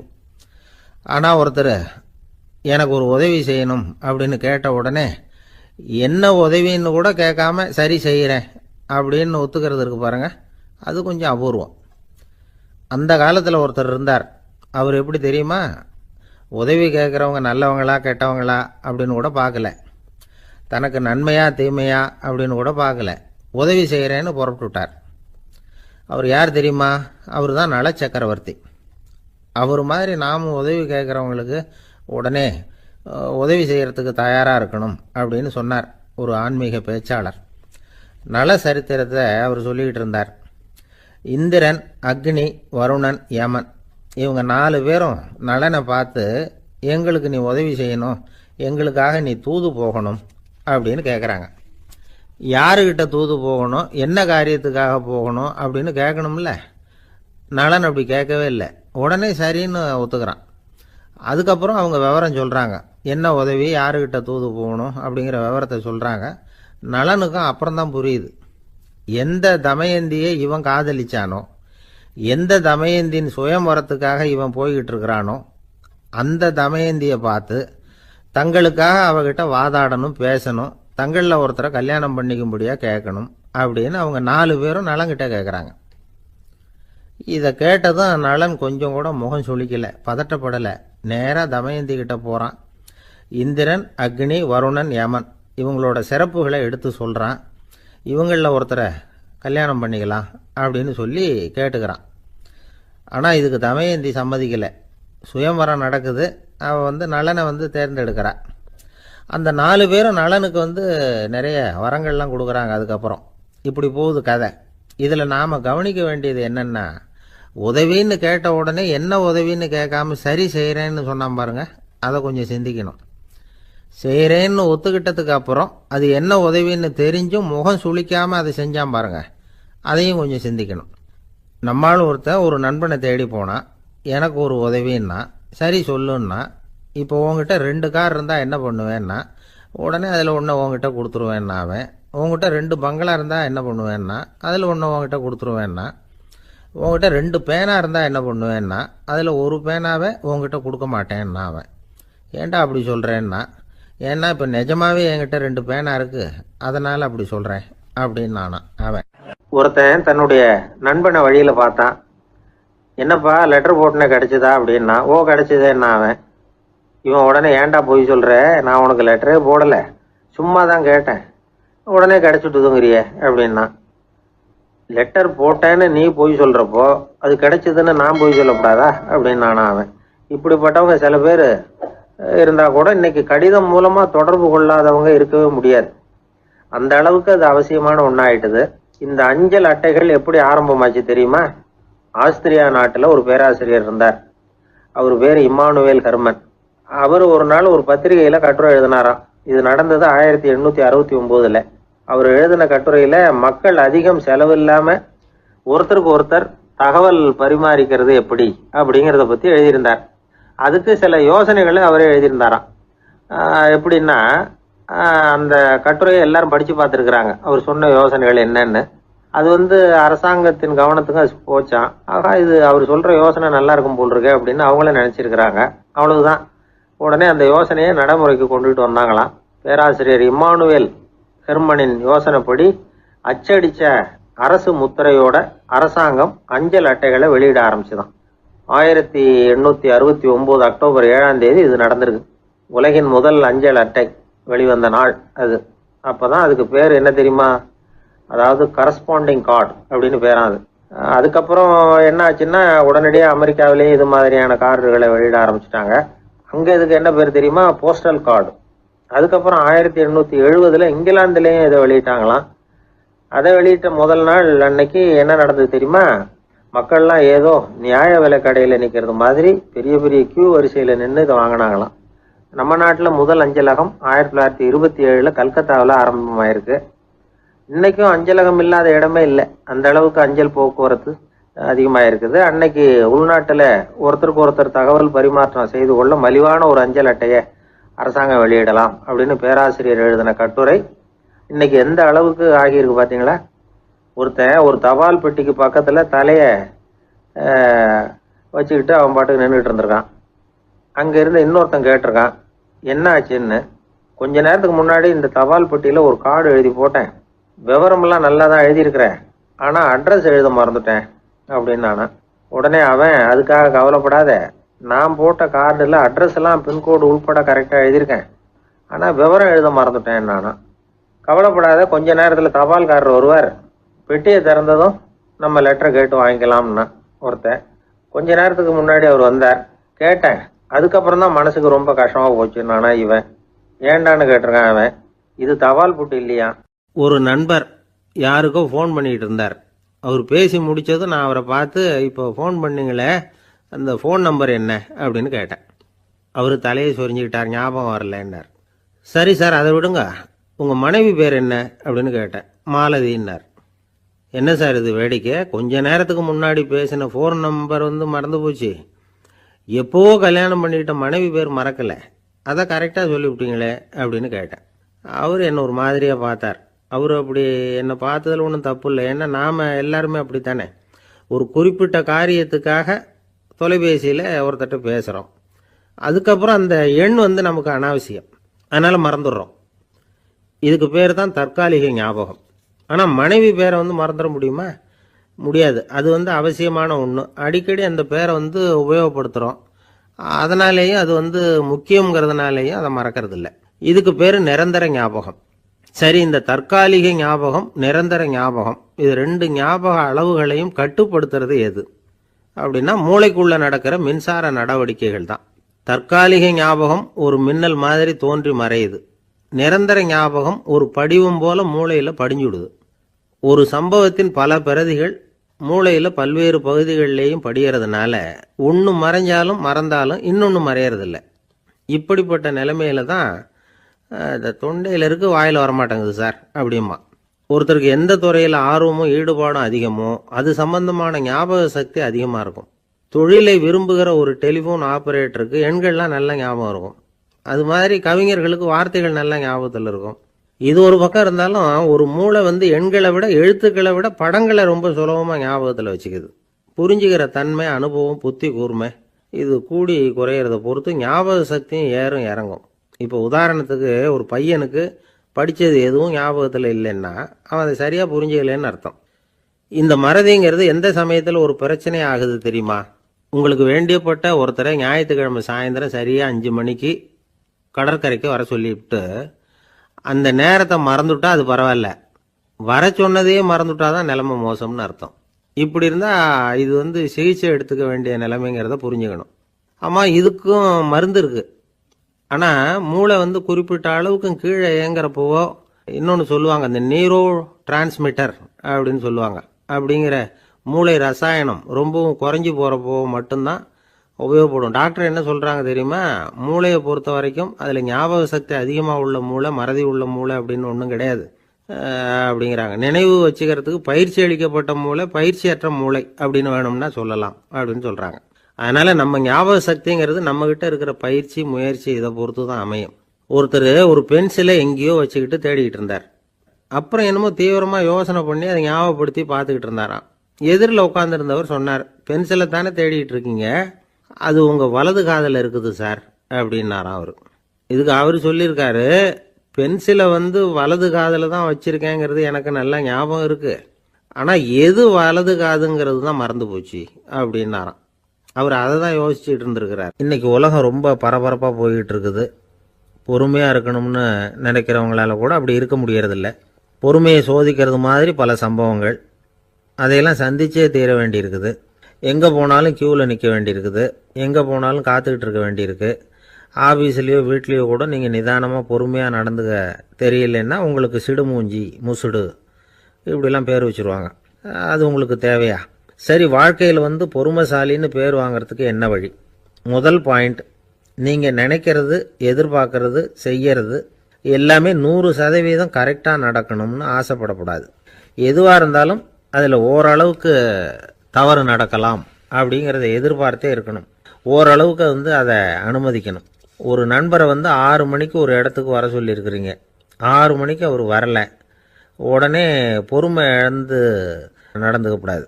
ஒரு 10 நிமிஷம் டிலே ஆகலாம். ஒரு வர்ற வழியில் பஸ்ஸு கூட ஏதாவது டிராஃபிக்கில் மாட்டியிருக்கலாம். அதெல்லாம் எதிர்பார்த்தே கொஞ்சம் காத்திருக்கிறதுல ஒன்றும் தப்பு இல்லை. சில சமயம் டிலே ஆகிறது கூட நல்லதாக முடியும். ஒரு பஸ்ஸை தவற விட்டுட்டு ஐயோ கொஞ்சம் ஒரு 2 நிமிஷம் முன்னாடி வந்திருந்தா பிடிச்சிருக்கலாமே அப்படின்னு தவிச்சிக்கிட்டு இருப்பாங்க சில பேர். அடுத்தபடியாக வர்ற பஸ்ஸு நேரடியாக நீங்கள் போக வேண்டிய இடத்துக்கே கொண்டு போய் விடுற பஸ்ஸாக கூட இருக்கலாம். அது உங்களுக்கு முன்னாடி தெரியாதுல்ல. சில நெருக்கடியான சூழ்நிலைகளை தமாஷா எடுத்துக்கிறதுக்கு பழகிக்கணும். சில இடங்களுக்கு போகிறப்ப காத்திருக்கிறதுக்கு நம்ம மனசை தயார்படுத்திக்கிட்டே போகணும். ஒரு ரயிலுக்கோ பஸ்ஸுக்கோ அல்லது விமானத்துக்கோ கப்பல் பிரயாணத்துக்கோ போகிறப்போ அங்கே போய் நீங்கள் மணிக்கணக்கில் கூட காத்துக்கிட்டு தான் இருக்கணும். புறப்படுற நேரம் கூட மாறலாம். நீங்கள் போய் சேர்ந்ததும் அது உடனே புறப்படணும்னு கட்டாயமாக என்ன? அது மாதிரி சமயத்தில் படிக்கிறதுக்குன்னு சில சுவாரஸ்யமான புத்தகங்களையும் கையில் எடுத்துக்கலாம். உங்களை சுற்றி எவ்வளவோ சுவாரஸ்யமான சம்பவங்கள் நடந்துக்கிட்டு இருக்குதுல்ல, அதையெல்லாம் வேடிக்கை பாருங்கள். எதுக்காக காத்துக்கிட்டு இருக்கிறோமோ அந்த காரியத்தில் உண்மையாகவே நமக்கு ஒரு அக்கறை இருந்தால் நமக்கு போர் அடிக்காது. சில கோயில்களில் பார்த்துருப்பீங்க, தரிசனத்துக்காக பக்தர்கள் நாள் கணக்கில் காத்துக்கிட்டு இருப்பாங்க. அவங்களெலாம் அழுத்துக்கிறது இல்லை. ஆண்டவனை தரிசிக்கணுங்கிற உண்மையான அக்கறை இருக்கிறதுனால அவங்களுக்கு போர் அடிக்கிறது இல்லை. ஆனால் சில சினிமா தியேட்டரில் கூட பார்க்கலாமே, சினிமா கியூ கூட அப்படி தான். சாயந்தரம் 6 மணி ஆட்டத்துக்கு காலம்பரம் 6 மணிக்கே போய் கூட காத்துக்கிட்டு இருப்பாங்க. அவங்களுக்கெல்லாம் போர் அடிக்காது, படம் பார்க்குற ஆர்வம். இன்னொரு முக்கியமான விஷயத்தை நாம் பழக்கப்படுத்திக்கணும். லிவ் ஃபார் தி மூமெண்ட் அப்படிங்கிறாங்க நிபுணர்கள். ரொம்ப பேர் எப்படின்னா அடுத்தபடியாக நடக்க போகிற விஷயத்திலேயே கவனமாக இருப்பாங்க. அந்த நினைப்புலேயே இந்த நிமிஷத்தை பொறுமை இல்லாமல் கழிப்பாங்க. ஒருத்தர் இருக்கார், அவர் எப்படின்னா ஆஃபீஸ் முடியறதுக்குள்ளேயே சார் 5 மணிக்கெல்லாம் ரெடியாக இருங்க, நாம் அந்த ஹோட்டலில் போய் டிஃபன் சாப்பிட்ணும் அப்படின்னு 4 மணிலேருந்து சொல்லிகிட்டு இருப்பார். 4:55க்கே பரபரப்பாக ஓடி வருவார். 2 பேரும் புறப்படுவோம், ஹோட்டலுக்கு போவோம், சாப்பிட்டுக்கிட்டு இருப்போம். அப்படி சாப்பிட்டுட்டு இருக்கிறப்ப சார் சாப்பிட்டு முடித்ததும் நேராக ஒரு ஜவுளி கடைக்கு போகிறோம் அப்படிம்பார். பரபரக்க சாப்பிட்டு முடிப்பார், புறப்படுவார். ஜவுளி கடையில் அவசரமாக சீக்கிரம் பில் போடுங்க சார், சினிமாவுக்கு நேரம் ஆகிடும்பார். சினிமா தியேட்டரில் உட்காந்து அடுத்தபடியாக எங்கே டின்னர் சாப்பிட்றதுன்னு யோசனை பண்ணிகிட்டு இருப்பார். ராத்திரி படுக்கையில் விழுந்ததுக்கு அப்புறமும் நாளைக்கு காலையில் எழுந்திரிச்சதும் அதை பண்ணணும் இதை பண்ணணும்னு திட்டம் போட்டுக்கிட்டே இருப்பார். அதாவது எப்பவும் அடுத்த நிமிஷம், அடுத்த நாள், அடுத்த வாரம், அடுத்த வருஷம், இதுதான் அவங்க சிந்தனை. இந்த நிமிஷம் என்ஜாய்மெண்ட்டை அவங்க இழந்துடுறாங்களாம். அதனால தான் வாழ்நாள் பூரா பொறுமையின்மை, அவஸ்தை, அல்லல். அதனால் நாம் எல்லாரும் வாழ்க்கையில் நிதானமாக இருக்கிறதுக்கு கற்றுக்கணுமா. அதுக்காக இந்த நிதானத்துக்கு வேறு விதமான அர்த்தம் பண்ணிக்கக்கூடாது. ஒருத்தர் அப்படித்தான் ஒரு தடவை அவருடைய குதிரை காணாமல் போயிட்டு தான். அதுக்காக அவர் கவலைப்படல, நிம்மதியாக இருந்தார், சந்தோஷமாக இருந்தார். என்ன சார் இது, உங்கள் குதிரை திருட்டு போயிட்டுதுங்கிறீங்க, நீங்கள் கவலைப்படாமல் இருக்கிறீங்களே அப்படின்னு கேட்டாங்களாம். அதுக்கு அவர் சொல்லியிருக்கார், நல்ல வேலை சார், கட்டியிருந்த குதிரை காணாமல் போயிருக்குது. நான் அது மேலே உட்காந்துருக்கிற சமயம் அது காணாமல் போயிருந்ததுன்னா, திருட்டு போயிருந்ததுன்னா நானும் சேர்ந்தில் காணாமல் போயிருப்பேன் அப்படின்னாராம். எவ்வளவு நிதானமான ஆள் பாருங்க. நாட்டில் நல்லவங்க ஒருத்தர் 2 பேர் இருக்கிறதுனால தாங்க மழையே பெய்யுது அப்படின்னு சொல்கிறது உண்டு. நல்லார் ஒருவர் உளரேல் அவர் பொருட்டு எல்லாருக்கும் பெய்யும் மழை. சில சமயம் ரொம்ப பேர் திடீர்னு நல்லவங்களா ஆகிடுவாங்க போல இருக்கு. அதனால தான் விடாமல் பேய் மழையாக கொட்டி தீர்த்துடுது. எல்லாரும் நல்லவங்களாகிட்டா உலகமே தாங்காது போல இருக்க. அப்பப்போ ஒருத்தர் 2 பேர் நல்லவங்களாகணும், அப்போ தான் சீராக மழை பெய்யும். மாதத்துக்கு 3 பேர் நல்லவங்களானா மாதம் மும்மாரி பொழியும். இதெல்லாம் வேடிக்கை பேச்சு. இப்போ இதெல்லாம் ஒரு பக்கம் இருக்கட்டும், இப்போ விஷயத்துக்கு வருவோம். ஒரு கும்பலில் நல்லவன் யார் அப்படிங்கிறத எப்படி கண்டுபிடிக்கிறது? இதுக்கு ஒரு வேடிக்கை கதை உண்டு. என்னுடைய நண்பர் ஒருத்தருக்கு அவங்க பாட்டியம்மா சொன்ன கதையாக அது. அது என்ன கதைன்னா, ஒரு ஊரில் ஒரு சமயம் பலமான மழை பெய்ய ஆரம்பிச்சுட்டு தான். இடி மின்னல் ரொம்ப கடுமையாக இருந்திருக்குது. ஆரம்பித்த மழை வர வர கடுமையாக ஆகிட்டு இருக்குதே தவிர நிற்கிற பாடாக தெரியல. ஊர் ஜனங்கள்லாம் பார்த்தாங்க. இதுக்கு மேலேயும் வீட்டு உள்ள இருந்தால் ஆபத்துங்கிறத புரிஞ்சுக்கிட்டாங்க. ஏன்னா வீடெல்லாம் இடிஞ்சி விழுந்துருமோங்கிற பயம். உடனே எல்லாரும் புறப்பட்டு ஊருக்கு பொதுவாக இருந்த ஒரு மண்டபத்தில் போய் தங்கிக்கிட்டாங்க. மின்னல் கடுமையாக இருந்தது. இடி எந்த நேரத்துலையும் விழலாம்ங்கிற நிலைமை. எப்போ விழலாம்னு பார்த்துக்கிட்டு இருக்குது. அந்த மண்டபத்தில் இருந்த ஜனங்கள் மனசுக்குள்ள ஒரு பயம். நம்ம கூட்டத்தில் யாராவது ஒரு கெட்டவன் பாவம் பண்ணவன் இருந்தால் கூட இடி இந்த மண்டபத்தில் விழுந்துரும், அது எல்லாருக்கும் ஆபத்து அப்படின்னு நினச்சாங்க. சரி, இதுக்கு என்ன பண்ணலாம் அப்படின்னு யோசனை பண்ணாங்க. அந்த கூட்டத்தில் ஒரு பெரியவர் இருந்தார். அவர் ஒரு யோசனை சொன்னார். இதை பாருங்க, அதுக்கு ஒரு வழி இருக்குது. அதோ எதிர்த்தாப்புல கொஞ்சம் தூரத்தில் ஒரு உயரமாக மரம் ஒன்று இருக்குது பாருங்க. பொதுவாக இடி சுலபமாக விழறது அது மாதிரி உயரமான மரத்தில் தான். நம்ம கூட்டத்தில் இருக்கிறவங்க எல்லாரும் ஒவ்வொருத்தராக போய் அந்த மரத்தை தொட்டு விட்டு திரும்பி வந்துடணும். நம்மள பாவம் பண்ணவன் யாரோ அவன் அந்த மரத்தை தொடுற சமயத்தில் இடி விழுந்துரும், அவன் மட்டும் போயிடுவான், மண்டபத்தில் இருக்கிற நாமெல்லாம் பொழைச்சிக்கலாம் அப்படின்னு ஐடியா கொடுத்தார் அந்த பெரியவர். இது நல்ல யோசனையாக பட்டது. எல்லாரும் ஒத்துக்கிட்டாங்க. ஒவ்வொருத்தராக போய் அந்த மரத்தை தொட்டு விட்டு திரும்பி வந்தாங்க. இடி எதுவும் விழலை. இன்னமும் பாவம் பண்ண ஆசாமி அதை போய் தொடலை போல இருக்கு அப்படின்னு நினச்சிக்கிட்டாங்க. ஒவ்வொருத்தராக போகிறாங்க. எல்லாரும் போய் தொட்டுவிட்டு வந்தாச்சு. இன்னும் ஒரே ஒரு ஆசாமி தான் பாக்கி. கடைசியாக இருந்த அந்த ஆள் பயந்துட்டான்.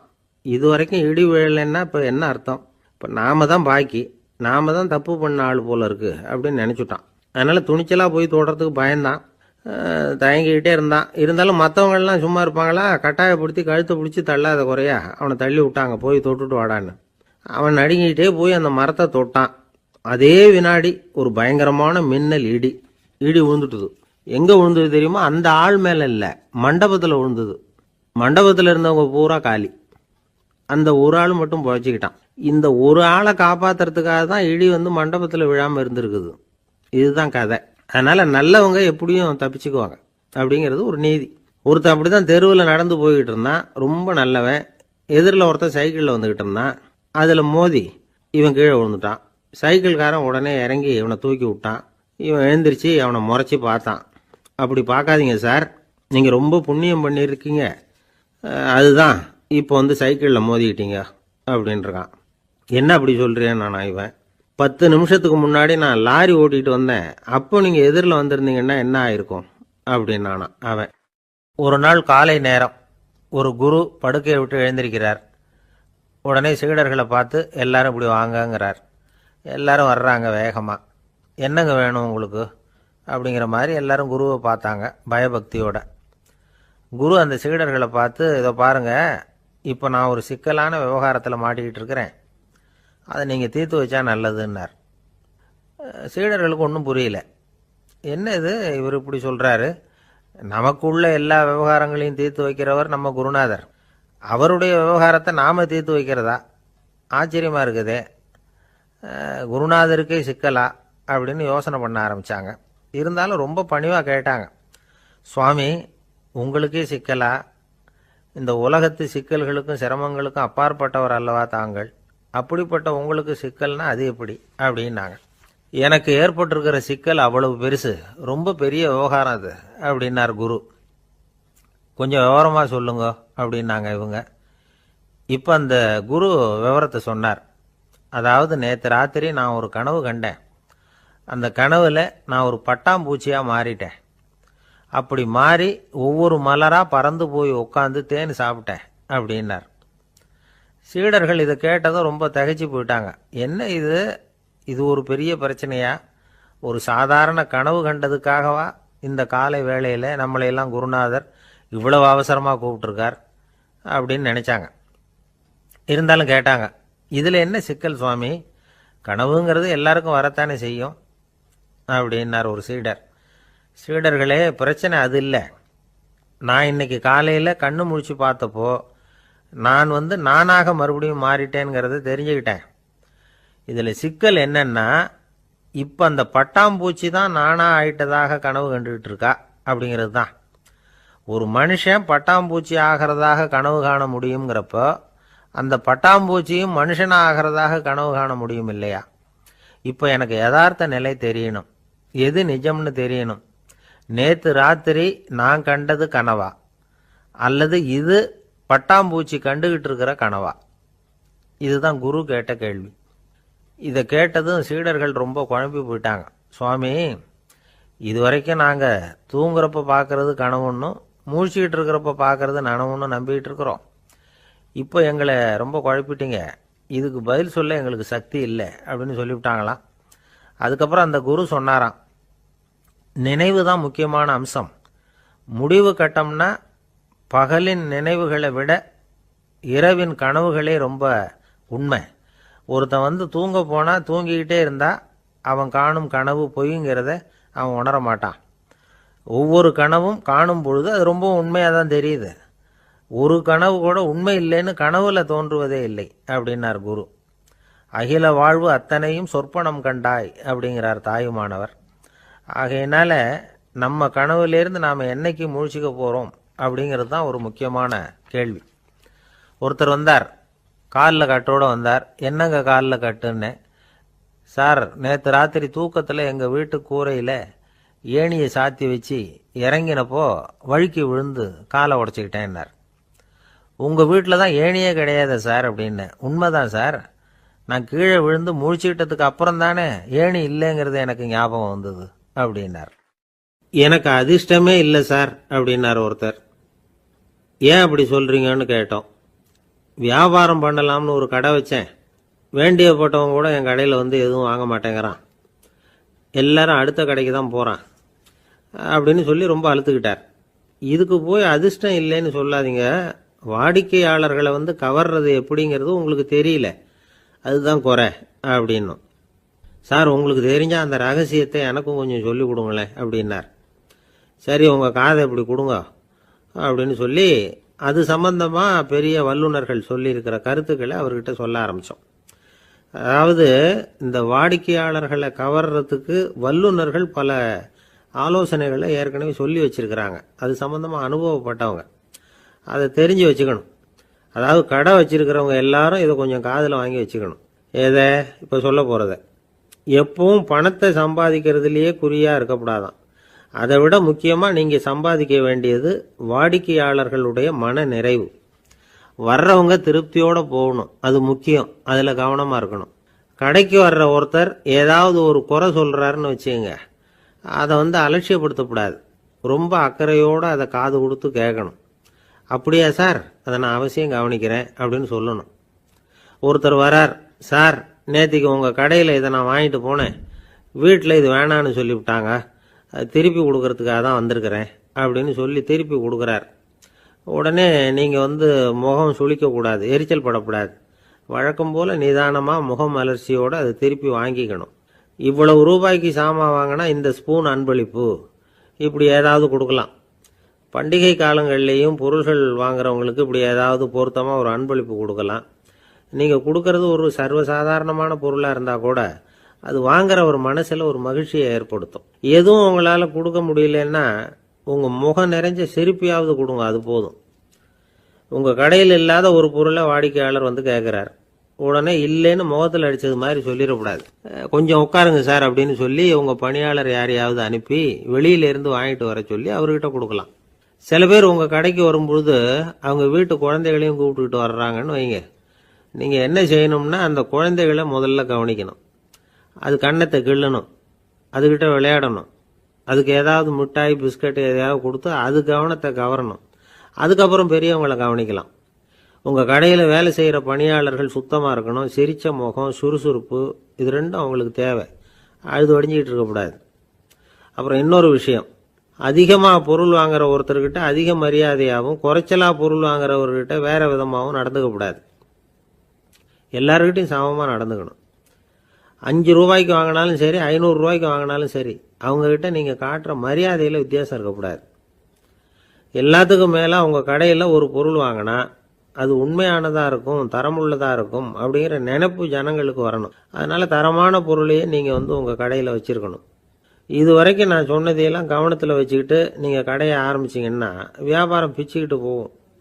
அப்படி போகலன்னா அதுக்கப்புறம் கேளுங்க. ஏன்னா இந்த யோசனைகள்லாம் அனுபவப்பட்டவங்க சொல்லியிருக்கிற யோசனைகள். இந்த யோசனைகளில் நீங்கள் எச்சரிக்கையாக இருக்க வேண்டிய ஒரு விஷயம் உண்டு. அது என்னங்கிறதையும் தெரிஞ்சு வச்சுக்கிறது நல்லது. என்னுடைய நண்பர் ஒருத்தர் வந்தார். சார், உங்கள் யோசனையை கேட்டதுனால நான் ஒரு அறை வாங்கினது தான் மிச்சம்னார். என்ன ஆச்சுன்னு கேட்டேன்.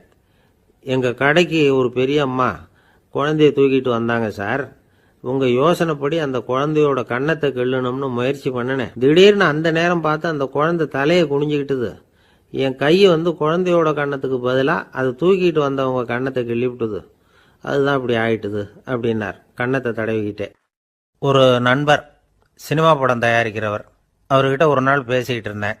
அது எப்படி சார், நீங்கள் எடுக்கிற எந்த படமும் கையை கடிக்காத அளவுக்கு எடுத்துடுறீங்களே, அது எப்படின்னு கேட்டேன். அது ஒன்றும் பெரிய விஷயம் இல்லை சார். பெண்களுக்குன்னு சில உருக்கமான காட்சிகள், இளைஞர்களுக்குன்னு சில நடனங்கள், அடிதடி காட்சிகள், அப்புறம் வயசானவங்களுக்குன்னு சில ஆன்மீக காட்சிகள், சின்ன பிள்ளைங்களுக்கு சிரிப்பு, இப்படி எல்லாமும் சேர்த்து நான் படம் எடுக்கிறேன். மசாலா படம்னு பேர். இது ரொம்ப பெருசாக இல்லைன்னாலும் ஓரளவுக்கு சுமாராக ஓடிடும், கையை கடிக்காது அப்படின்னார். இது ஒரு உத்தி. சில பத்திரிகை ஆசிரியர்களும் இந்த உத்தியை கையாளுறது உண்டு. இந்த உத்திக்கு பார்னம் உத்தி அப்படின்னு பேர். பார்னம் எஃபெக்ட் அப்படின்னு சொல்லுவாங்க. அதாவது ஃபீனியஸ் டி பார்னம் அப்படின்னு ஒருத்தர் அமெரிக்காவில் இருந்தாராம்.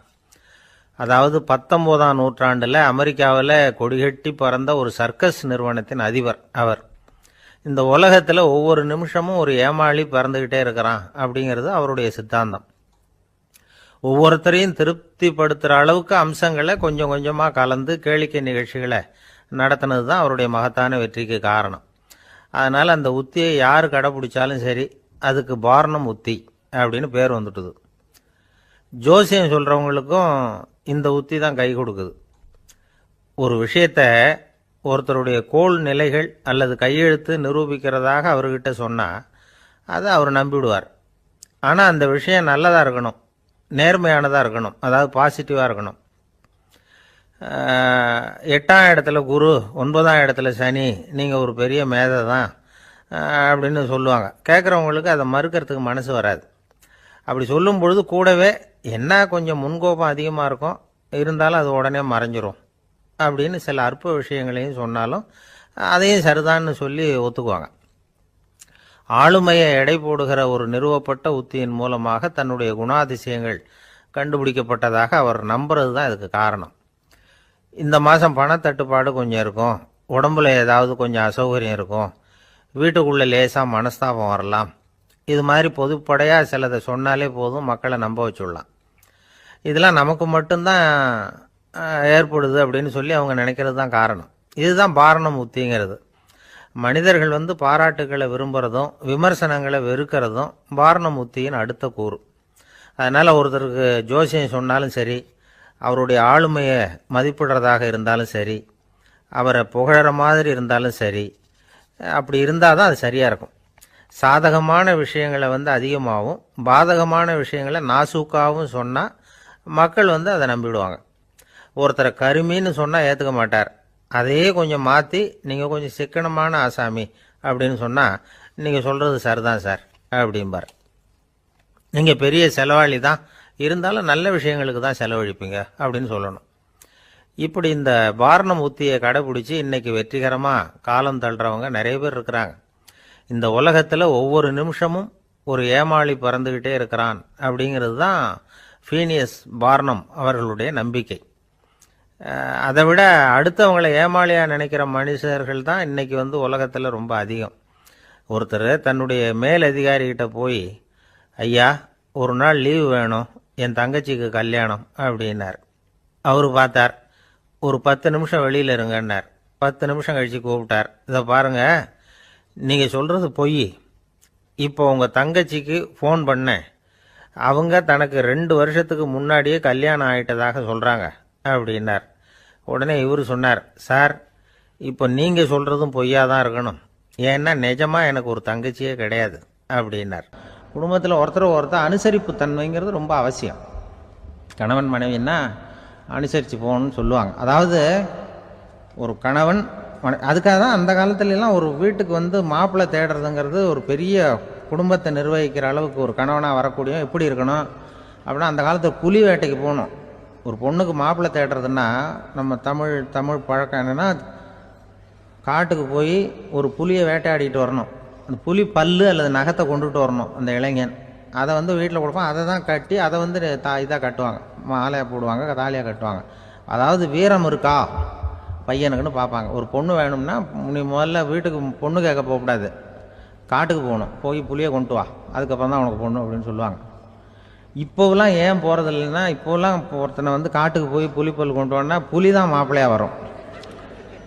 அதனால தான் இப்போ போகிறதில்ல யாரும் காட்டுக்கு. அப்போ வந்து பெண்களும் வந்து ரொம்ப வீரமாக இருந்தாங்க. பெண்கள் மூலம் அந்த காலத்தில் எப்படின்னா, முறத்தாலேயே புலியை துரத்துவாங்களாம். நம்ம பழைய பாட்டிலெல்லாம் பார்த்துருப்பீங்க, முறத்தால் புலியை விரட்டினாங்கன்னு வரும் பழைய பாட்டு. ஒரு அந்த அளவுக்கு பெண்களுக்கு வீரம். இப்போ கல்யாணம் ஆகி இந்த காலத்தில் ஒரு கணவனை வந்து விரட்டிட்டு வந்தாங்களாம் முறத்தை எடுத்துக்கிட்டு. ஒரு மனைவி, அவன் பயந்துட்டு வெளில ஓடி வரான், பின்னாடி முறத்தை எடுத்துகிட்டு அந்த அம்மா ஓடி வருது.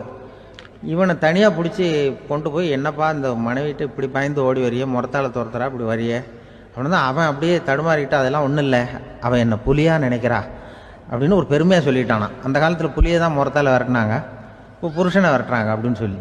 அப்படி அந்த காலத்தில் வந்து கணவனுக்கு ஒரு குடும்பத்தை நிர்வகிக்கிற திறமை இருக்கா, உடல் வலிமை தான் முக்கியம். இப்போ கூட மதுரை பக்கத்தில் ஐயாவுக்கு தெரியும், அந்த இளவட்டக்கல்லுன்னு ஒரு ஊர், இப்போ ஊருக்கு ஊர் எல்லையில் கிடக்கும். ஊர் எல்லையில் ஒரு பெரிய கல் கிடக்கும். அந்த ஊருக்கு பொண்ணு கேட்க போகிறவங்க அந்த கல்லை தலைக்கு மேலே தூக்கி காட்டணும், அப்படியே தூக்கி தலைக்கு மேலே வசதி கீழே போடணும்.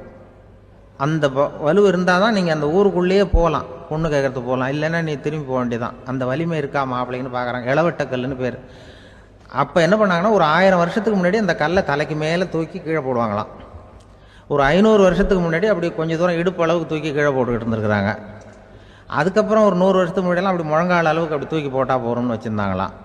இப்போ நான் அந்த ஊருக்கு என் கூட பழனிசாமின்னு ஒருத்தர் இருக்கார், அவர் போய், உனக்கு எப்படிப்பா இந்த ஊரில் கல்யாணம் ஆச்சு அப்படின்னா, இப்போலாம் நாங்கள் தொட்டு கும்பிட்டா போகிறோம், அதை அசைக்கிறது கூட இல்லை. அப்படி ஆகிட்டுது. ஒரு குடும்பத்தை கணவனாக வரப்போகிறவனுக்கான தகுதி அந்த காலத்தில் அப்படி இருந்துதான். அப்படி வந்து கணவன் வந்து தேர்ந்தெடுக்கிறது, குடும்ப தலைவனை தேர்ந்தெடுக்கிறது ஒரு பெரிய காரியம். ஒரு பெரிய செல்வந்தர் போட்டி வச்சாராம், ஒரு நீச்சல் குளம், அதில் யார் வேணாலும் குதித்து அந்த பக்கம் போய் கரையேறலாம். அந்த நீச்சல் குளத்தில் விஷப்பாம்புலாம் கிடக்கு. யார் துணிஞ்சி அந்த விஷப்பாம்பு இருக்கிற குளத்தில் குதித்து அந்த பக்கம் போய் கரையேறானோ அவனுக்கு ஒரு 100 ஏக்கர் நிலம் கொடுப்பேன், அது வேண்டான்னா ஒரு 1000 ஆடு கொடுப்பேன், அதுவும் வேண்டான்னா என் பொண்ணை கொடுப்பேன் அப்படின்னு போட்டி வச்சார். அதான் மாப்பிள்ளையை தேர்ந்தெடுக்கிறதுக்கு அவர் ஒரு வழி, நீச்சல் குளத்தில் குதிச்சு கரையேறணும். இப்போ அந்த ஊரில் இருக்கிற இளைஞர்கள்லாம் வந்து பார்க்குறாங்க அந்த குளத்தில் குதிக்கணும்னு. ஆனால் குளத்தில் ஒரு விஷப்பாம்புலாம் கிடக்கு. இது என்ன பண்ணுறதுன்னு பார்த்தா யாருமே குதிக்கிறதுக்கு தைரியம் வரல. திடீர்னு ஒருத்தன் துணிஞ்சு குதித்தான். படபடபடன்னு அடிச்சுட்டு போய் அந்த பக்கம் கரையேறிட்டான். கரையேறின உடனே பரவாயில்லையே ஒரு ஆள் வந்துட்டான்னு சொல்லி அவனை அந்த இளைஞனை போய் பிடிச்சிட்டு வந்தாங்க. அந்த பெரியவர் கேட்டார், ஏப்பா இவ்வளவு பெரிய விஷப்பாம்பெல்லாம் கிடக்கிற நீச்சல் குளத்தில் நீ துணிஞ்சு குதித்து கரையேறி இருக்கிற, உனக்கு என்ன 1000 ஏக்கர் நிலம் கொடுத்துறவா, 100 ஏக்கர் நிலம் கொடுக்கவா சொல்கிறப்படி அப்படின்னா வேண்டாம் சார்ன்றான். ஓஹோ அப்படின்னா ஒரு 1000 ஆடு வேணுமா உனக்கு அப்படின்னா அதுவும் வேண்டாம் சார். ஓ அப்படின்னா என் பொண்ணு வேணுமா அப்படின்னா அதுவும் வேண்டாம் சாருங்கிறான். அப்புறம் எதுக்குடா குதிச்சுன்ட்டு என்ன உனக்கு என்ன தான் வேணும் அப்படின்னு கேட்டிருக்கார். என்னை எவன் பிடிச்சி தள்ளி விட்டவன்னு தெரியணும் அப்படின்றான்.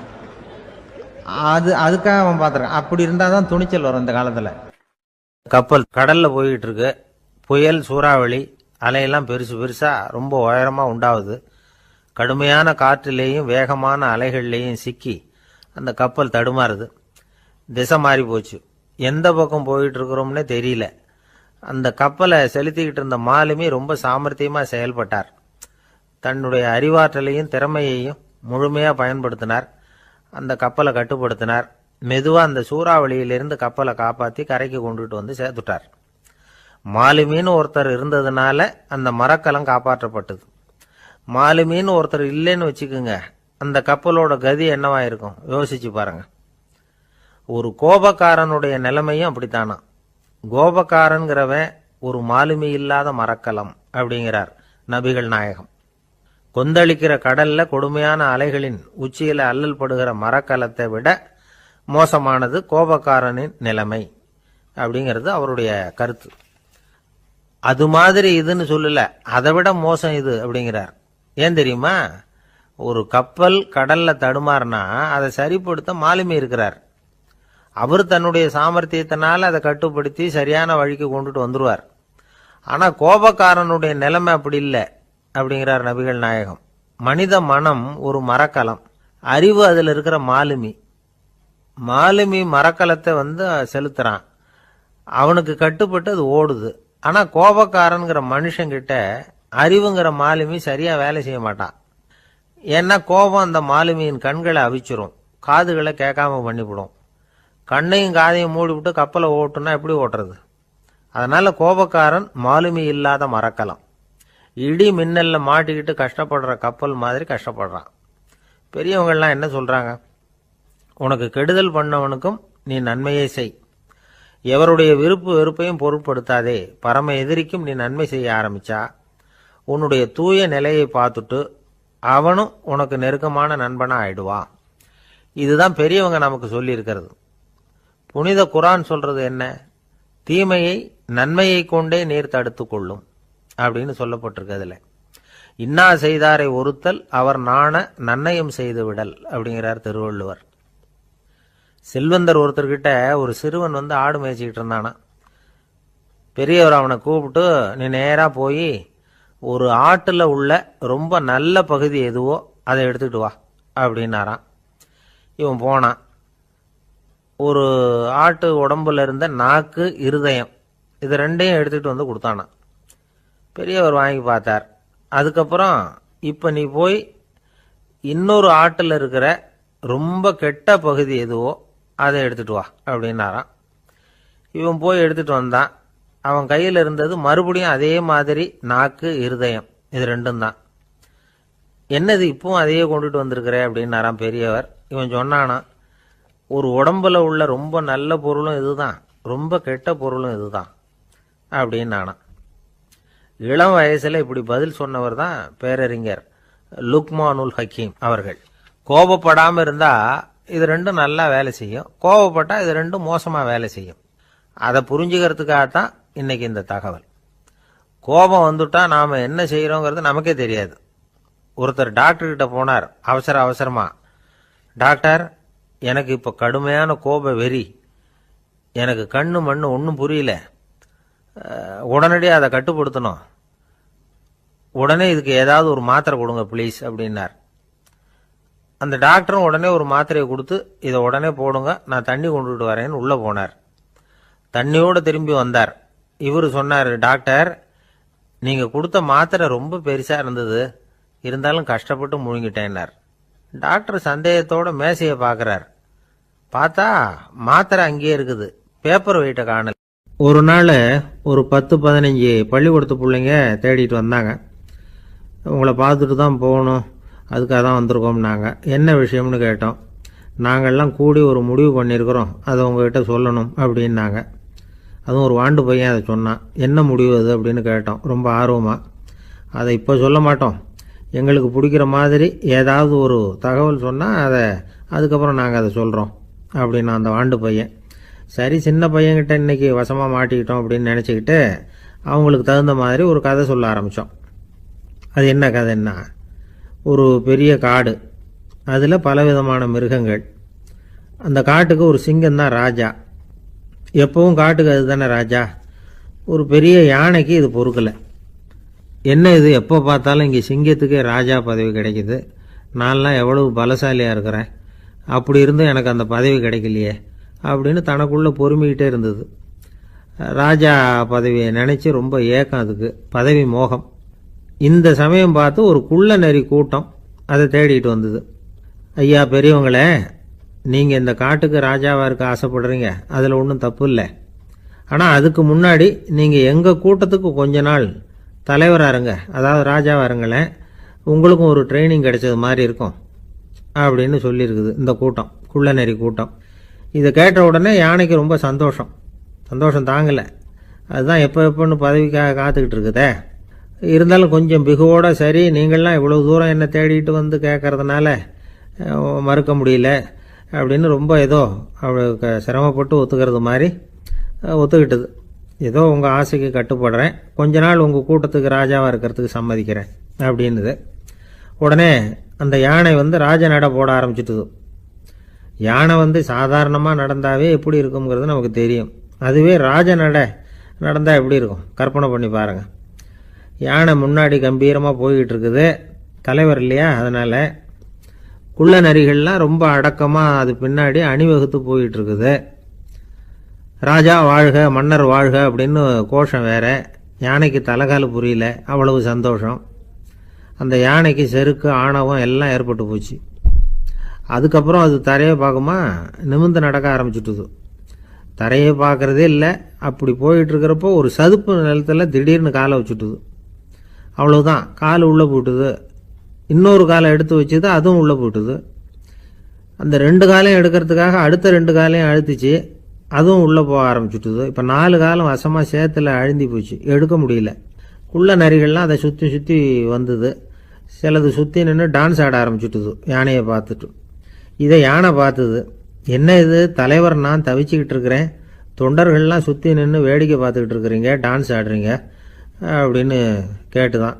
தொண்டர்களே, தலைவர் நான் தவிச்சுக்கிட்டு இருக்கிறது உங்களுக்கு தெரியலையா? இப்போ உடனே உங்கள் தலைவரை காப்பாற்ற வேண்டியது உங்கள் கடமை இல்லையா அப்படின்னு கத்துச்சான் அந்த யானை. குள்ள நரிகளில் ஒன்று முன்னாடி நின்று அந்த யானையை பார்த்து தான், தலைவரே, எங்களுக்கு ரொம்ப நாளாக ஒரு ஆசை, அந்த ஆசையை நிறைவேற்றிக்கிறதுக்காகத்தான் உங்களை எங்கள் தலைவராக ஏற்றுக்கிறோம்னு சொன்னோம் அப்படின்னு தான். என்ன ஆசைன்னு கேட்டிருக்கு யானை. யானை கறி சாப்பிட்டு பார்க்கணுங்கிறது எங்களுக்கு ரொம்ப நாளாக ஆசை, அது இன்றைக்கி தான் நிறைவேற போகுது அப்படின்னு தான் அந்த நரி. இதை கேட்ட உடனே அந்த யானை அப்படியே மூர்ச்சை ஆகிட்டு தான். நரிகள்லாம் அது மேலே ஏறி குதற ஆரம்பிச்சுட்டு தான். பதவி மேலே இருந்த பேராசை அந்த பலசாலியான யானையையே மாட்டி விட்டுட்டுது பார்த்தீங்களா அப்படின்னு சொல்லி முடித்தோம் இந்த கதையை அந்த சின்ன பிள்ளைங்க கிட்ட. சரிங்க, இப்போ நாங்கள் உங்களை தேடி வந்த விஷயம் என்னங்கிறது சொல்லவா அப்படின்னா ஒரு வாண்டு பையன். சீக்கிரம் சொல்லு தம்பி, சஸ்பென்ஸ் தாங்கலை அப்படின்னோம். அவன் மெதுவாக எங்களை பார்த்து சொல்கிறான், எங்களுக்கு கொஞ்ச நாள் நீங்கள் தலைவராக இருந்தால் தேவலை அப்படின்னா. என் கூட வேலை பார்க்குறப்போ ஒரு அம்மா இருந்தாங்க. அவங்க எப்போதும் அவங்க வீட்டுக்காரர் படத்தையே வச்சுருப்பாங்க, கையில் பத்திரமா வச்சுருப்பாங்க. அவ்வளவு மரியாதை மதிப்புன்னு சொல்லி நாங்கள்லாம் அவங்கள பெருசாக நினைப்போம். இது எதுக்குமா அவங்க வீட்டுக்காரர் படத்தை பத்திரமா இல்லை கையிலேயே வச்சுருக்கீங்களே, ஆஃபீஸுக்கெல்லாம் எடுத்துகிட்டு வந்து வச்சு அடிக்கடி எடுத்து பார்த்துக்குவாங்க. அவ்வளவு பிரியமா அவங்க வீட்டுக்காரர் இல்லை. ஆமாம், எனக்கு ஏதாவது பிரச்சனை வந்துவிடுதுன்னா உடனே எங்கள் வீட்டுக்காரர் படத்தை எடுத்து பார்ப்பேன். பரவாயில்லையே, இப்படி ஒரு இதாக. ஆமாம், இதை பார்த்துட்டு நினச்சிக்குவேன், இதை விட பிரச்சனை வேறு என்ன இருந்துட போகுது உலகத்தில் அப்படின்னு நினச்சிக்குவேன். உடனே எனக்கு எல்லாம் போயிடும் அப்படின்ட்டு தான். அப்படி ஒரு அம்மா இருந்தாங்க, இப்போ இருக்காங்க, வேலை பார்த்துக்கிட்டு இருக்காங்க. அப்படிலாம் நீங்கள் இருக்கிற தாய்மார்கள், பெண்கள் யாராவது அப்படி கூட பண்ணலாம். எப்போதுமே உங்கள் வீட்டுக்காரர் படத்தை கையில் வச்சுக்கோங்க. அது ஒரு யோசனை, குடும்பம் குதூகலமாக இருக்கிறதுக்கு அது ஒரு யோசனை. அதே மாதிரி இவங்களும் அவங்க படத்தை வச்சுக்கலாம், வச்சுக்கிட்டு பிரச்சனை வரும்போது பார்த்துக்கணும். இதை விட நமக்கு என்ன வந்துட போகுது பெருசா அப்படி தான் இருக்கணும். குடும்பம் வந்து நல்லபடியாக இருக்கணும்னா அதுக்கு இப்போ சொல்லுவாங்க, கடவுளே வந்து ஒரு வீட்டு கணவன் வீட்டு தலைவர் கனவுல வந்தாராம். கடவுள் வந்து இது மாதிரி உன்னை விட்டுட்டு உங்கள் குடும்பத்தை உன்னையெல்லாம் விட்டுட்டு போக போகிறேன்னா, அதனால் ஏதாவது வர வேணும்னா கேட்டு போய் வாங்கிக்கோ அப்படின்னு கடவுள் சொன்னாராம் அந்த குடும்ப தலைவர்கிட்ட. அவருக்கு என்ன கேட்குறதுன்னு புரியல. கடவுள் வந்து விட்டுட்டு போகிறேங்கிறார், ஏதாவது வரம் கேட்டுக்கோ அப்படின்னு நம்ம என்ன பண்ணுறது, என்ன கேட்குறதுன்னு ஒன்றும் புரியல. குழம்பிக்கிட்டு இருந்தான் அந்த ஆள் கனவுல. இப்போ கடவுள் சொன்னாராம், சரி நீ ரொம்ப குழப்பமாக இருக்க, நாளைக்கு மறுபடியும் உன் கனவுல வரேன், அதுக்குள்ளே நீ முடிவு பண்ணி வை, உனக்கு என்ன வரம் வேணுமோ கேட்டு வாங்கிக்கோ, உனக்கு வரம் கொடுத்துட்டு நான் போயிடுறேன், உன்னை விட்டுட்டு போகிறதா நான் முடிவு பண்ணிட்டேன் அப்படின்ட்டுருக்காரு கடவுள்.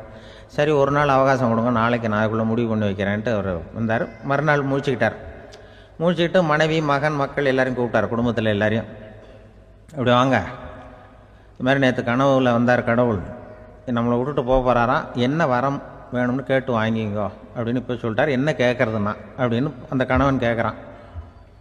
இந்த மனைவி சொல்கிறாங்க, என் உடம்பு பூரா நகையாக இருக்கணும் அப்படின்னு கேள் அப்படின்ட்டுருக்கு. அதுக்குள்ளே அந்த ஒரு பொண்ணு ஓடி வந்து, அப்படிலாம் கேட்காதப்பா கடவுள்கிட்ட, இப்போ இருக்கிற சொத்து எவ்வளோ இருக்கோ அதுபோல் இன்னொரு பங்கு வேணும்னு கேள் அப்படின்னு. அந்த பையன் வந்து அவன் வேறு சொன்னான், அவன் அது நமக்கு வந்து இது போல் ஒரு 10 பங்காவது வேணும், 2 பங்களா கார் வேணும் அப்படின்னு அவன் ஒரு லிஸ்ட்டை கொடுத்தான்.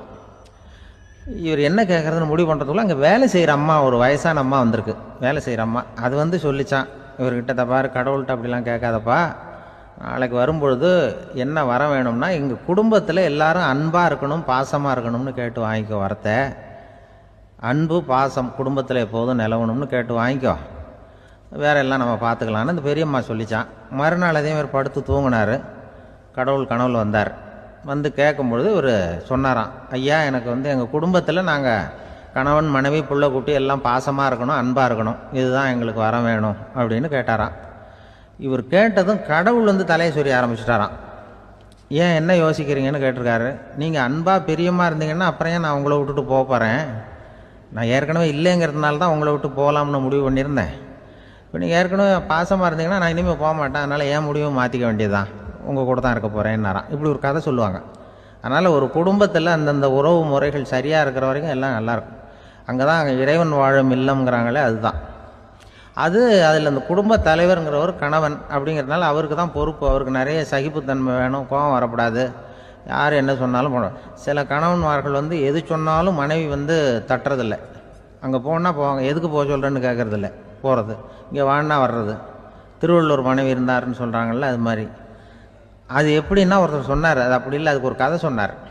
ஹிட்லர் வந்து வந்தாராம் ஒரு தடவை, ஒரு பெரிய கப்பல் மேலே, கப்பலுடைய மேல் தளத்தில் ஹிட்லர் வந்துக்கிட்டு இருக்கார். ஒரு இங்கிலீஷ் கேப்டன் எதிரில் நிற்கிறான். அவனுக்கு பெரிய ஆச்சரியம், இந்த ஆள் எப்படி இப்படி ஒரு தனி மனிதனாக இருந்துக்கிட்டு உலகத்தையே இப்படி இந்த பாடுபடுத்துகிறார் அப்படின்னு சொல்லி, உன்னுடைய வெற்றிக்கு என்ன காரணம்னு கேட்டாராம் அந்த இங்கிலீஷ் கேப்டன். இப்போ ஹிட்லர் சொன்னாராம், என்னுடைய வெற்றிக்கு காரணம் என்கிட்ட வேலை செய்கிற ஊழியர்கள், நான் கிழிச்ச கோட்டை தாண்ட மாட்டாங்க, நான் என்ன சொல்கிறேனோ அதை உடனே செய்வாங்க, ஏன் எதுக்குன்னு எதிர்த்து பேச மாட்டாங்க, அதுதான் என்னுடைய வெற்றிக்கு காரணம் அப்படின்னு சொல்லி அதை நிரூபித்து காட்டுறேன் பார் அப்படின்னு சொல்லி கையை தட்டினாராம் ஹிட்லர். உடனே ஒரு சிப்பாய் எங்கேருந்து வந்து லெஃப்ட் ரைட்னு போட்டு வந்து சல்யூட் பண்ணி நின்னான். உடனே ஹிட்லர் சொன்னார், நீ அப்படியே இந்த கப்பல் மேல் தளத்துலேருந்து அப்படி கடலில் விழுந்து செத்து போடா அப்படின்னு பொத்துன்னு குதிச்சுட்டான். எதுக்கு சொல்கிறேன் என்ன இதில், உடனே குதிச்சு செத்து போட்டான். இவருக்கு பெரிய ஆச்சரியம் கேப்டனுக்கு. ஹிட்லர் சொன்னார், இதுதான் என்னுடைய வெற்றிக்கு காரணம், தப்பார் இன்னொருத்தனை கூப்பிட்றேன் அப்படின்னு தட்டினா இந்த பக்கத்துலேருந்து ஒருத்தன் வந்தான், லெஃப்ட் ரைட்னு வந்து நின்னா, நீ இப்படி குதிச்சு செத்து போடா அப்படின்னு பொத்துன்னு குதிச்சிட்டான். எதுக்கு போக சொல்கிறீங்கன்னு ஒன்றுமே கேட்கல, குதினா உடனே குதிச்சிட்டான். அப்போ ஹிட்லர் சொன்னார், இதே மாதிரி என்னுடைய ஒவ்வொரு ஊழியர்களும் இருக்கிறாங்க, நானும் ஊழியர்களை இழக்கிறதுக்கு தயாராக இல்லை, தப்பார் தயாராக இருப்பேன் எப்போதும், தப்பார் இன்னொருத்தரம் தட்டுறேன்னு இன்னொருத்தர் வந்தார். எதிர்த்தாவில் இருந்து ஒருத்தன் லெஃப்ட் ரைட் சல்யூட் அடித்தான். நீயும் குதிச்சு செத்து போடான்ருக்கார் ஹிட்லர். இவனால் பொறுக்க முடியல, இந்த இங்கிலீஷ் கேப்டன் அனாவசியமாக ஒவ்வொருத்தனாக குதிச்சுட்றானேன்னு சொல்லி ஓடி போய் அவனை குதிச்சிட்டான். குதிக்கிறதுக்கு முன்னாடி பிடிச்சி தனியாக எடுத்துகிட்டு போட்டான். தனியாக எடுத்துகிட்டு போய் அந்த சிப்பாய்கிட்ட கேட்டாரான் அந்த இங்கிலீஷ் கேப்டன், ஏன்ப்பா அந்த ஆள் குதிக்க சொல்கிறான்னா நீ ஏன் எதுக்குன்னு கேட்குறது இல்லையா, உடனே குதிச்சு செத்து போகிறீங்களே, இதெல்லாம் என்ன அநியாயம் அப்படின்ட்டுருக்கான் அந்த இங்கிலீஷ் கேப்டன் கையை பிடிச்சிக்கிட்டு. உடனே அந்த சிப்பாய்க்கு கோவம் வந்துட்டு தான், உடையா கையை, இவன்ட்ட வேலை பார்க்குறத விட உழுந்து செத்து போகலான்னு நான் குதிக்கிறான், என்ன அனாவசியமாக எதுக்கியா இருக்க சொல்கிறேன் அப்படின்னு சொல்லி குதிச்சுட்டானா. அதனால் இந்த உடனே சொல்கிறத செய்கிறாங்க பாருங்கள், அவங்கள நம்பக்கூடாது. கணவன்மார்களுக்கு ஒரு எச்சரிக்கை. சொல்கிறத உடனே செஞ்சுருவாங்க மனைவி. நீ அங்கே போனால் போங்க, வரணும் அது ஹிட்லர் மாதிரி நினைக்கிறாங்கன்னு அர்த்தம். இதுகிட்ட பேசிக்கிட்டு இருக்கிறத விட சொல்கிறத செஞ்சுட்டு போடுவோமே. அப்படி சமாளிக்கிற கணவன்மார்கள் உண்டு. குடும்பத்தில் அப்படிலாம் இருந்து சமாளிக்கிறாங்க. சில பேர் ஆளை பார்த்தா 60 வயசு மாதிரி தோணும். உண்மையான வயசு என்னன்னு பார்த்தா 40 அல்லது 45பாங்க. சில பேரை பார்க்கறதுக்கு 45 மாதிரி தெரியும், உண்மையிலேயே 65 தாண்டி இருப்பாங்க. ஒரு மனிதனுக்கு 2 வகையான வயது உண்டுங்கிறார் ஓஷோ. அதாவது உடம்புக்குன்னு ஒரு வயசு, மனசுக்குன்னு ஒரு வயசு. முதல் உலக மகாயுத்தம் நடந்தது இல்லையா, அது முடிஞ்சதுக்கு அப்புறம் முதல் தடவையாக மனிதனின் மூளை வளர்ச்சியை பற்றி மனநல வைத்தியர்கள் ஒரு கணக்கெடுப்பு சோதனை நடத்தினாங்களாம். அது வரைக்கும் மனிதனுக்கு 2 வகையான வயது உண்டுன்னு யாரும் சிந்திச்சதே இல்லையா. அந்த உலக மகாயுத்தம் முடிஞ்சதுக்கு அப்புறம் மனிதனுடைய சராசரி மனதின் வயதை கணக்கிட்டு பார்க்கும் பொழுது அவங்களுக்கெல்லாம் ரொம்ப அதிர்ச்சியாக இருந்துதான். ஏன்னா அது ரொம்ப பின்தங்கிய நிலையில் இருந்திருக்கு, வளர்ச்சி அடையாத நிலையில் இருந்திருக்கு. அவங்க கண்டுபிடிச்ச பிரகாரம் அப்போ மனசோட சராசரி வயசு என்ன தெரியுமா, 14. அப்படின்னா பார்த்துங்க, உடல் ரீதியாக ஒருத்தரோட வயசு 70 கூட இருக்கலாம், ஆனால் மனசோட வயசு 14 தான். இதுக்கு நேர்மாறாக அமைஞ்சு போச்சுன்னு வச்சுங்க.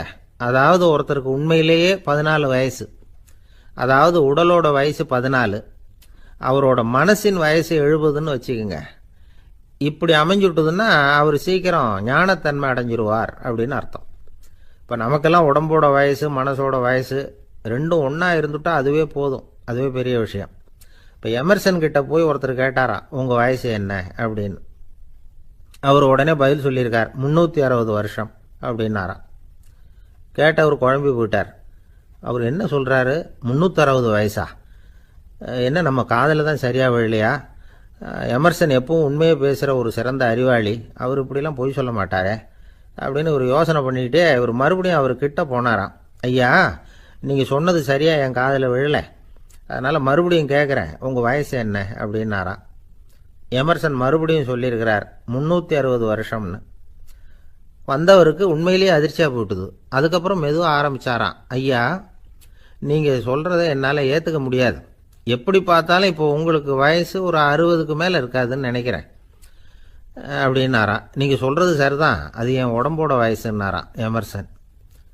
அப்படின்னா ஏற்கனவே நீங்கள் சொன்னது அப்படின்னு கேட்டிருக்காரு, அது என் மனசோட வயசு அப்படின்னாராம். நம்மளை பொறுத்த வரைக்கும் அறிவு தூசு படிஞ்சிருக்கு, அது மாதிரியே அன்பும் மாசுபட்டிருக்கு. இது ரெண்டையும் சுத்தம் பண்ண வேண்டியிருக்குது. அப்போ தான் நாம் சரியான வயசில் வாழ முடியும். ஒரு ஆசாமி இருக்கிறார், அவருக்கு உடம்போட வயசு அதிகம், மனசோட வயசு ரொம்ப குறைச்சல், குழந்த மாதிரி. அவர் ஒரு ஆஸ்பத்திரியில் படுத்திருக்கிறார். நர்ஸம்மா எல்லாருக்கும் மருந்து கொடுத்துட்டு போகிறாங்க. கொஞ்ச நேரம் கழித்து திரும்பி வந்தாங்க. அப்போ இவர் அந்த அம்மாவை கூப்பிட்டு சொல்கிறார், இதை பாருங்கள் சிஸ்டர், நீங்கள் எல்லாருக்கும் சின்ன சின்ன மாத்திரையாக கொடுத்துட்டு எனக்கு மட்டும் நீளமான மாத்திரையாக கொடுத்துட்டீங்க. முழுங்கிறதுக்கு ரொம்ப கஷ்டமாக போச்சு.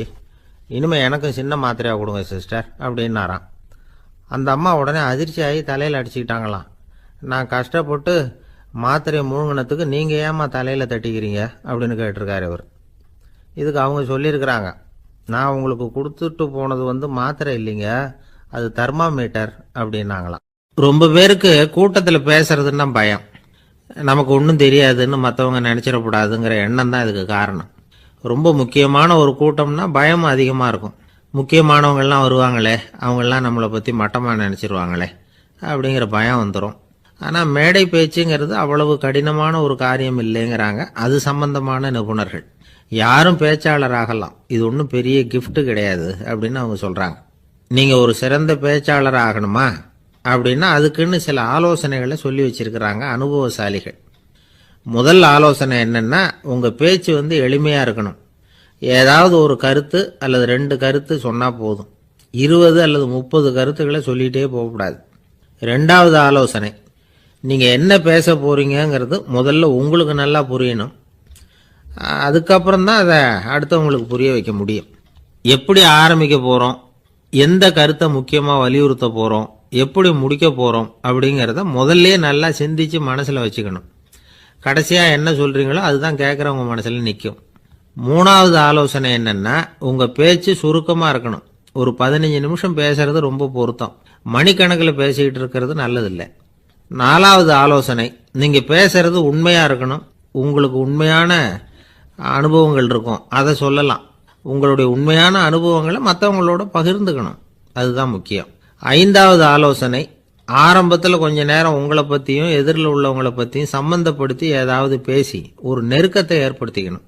ஒவ்வொருத்தரும் இப்போ இவர் பேச போகிறது நம்ம சம்பந்தப்பட்டது அப்படின்னு நினைக்க ஆரம்பிச்சிருவாங்கல்ல, அதுக்கப்புறம் அவங்க கேட்க தயாராகிட்டாங்கன்னு அர்த்தம். எதிரில் உட்காந்துருக்கிற கூட்டத்திலிருந்து 3 பேரை தேர்ந்தெடுங்க.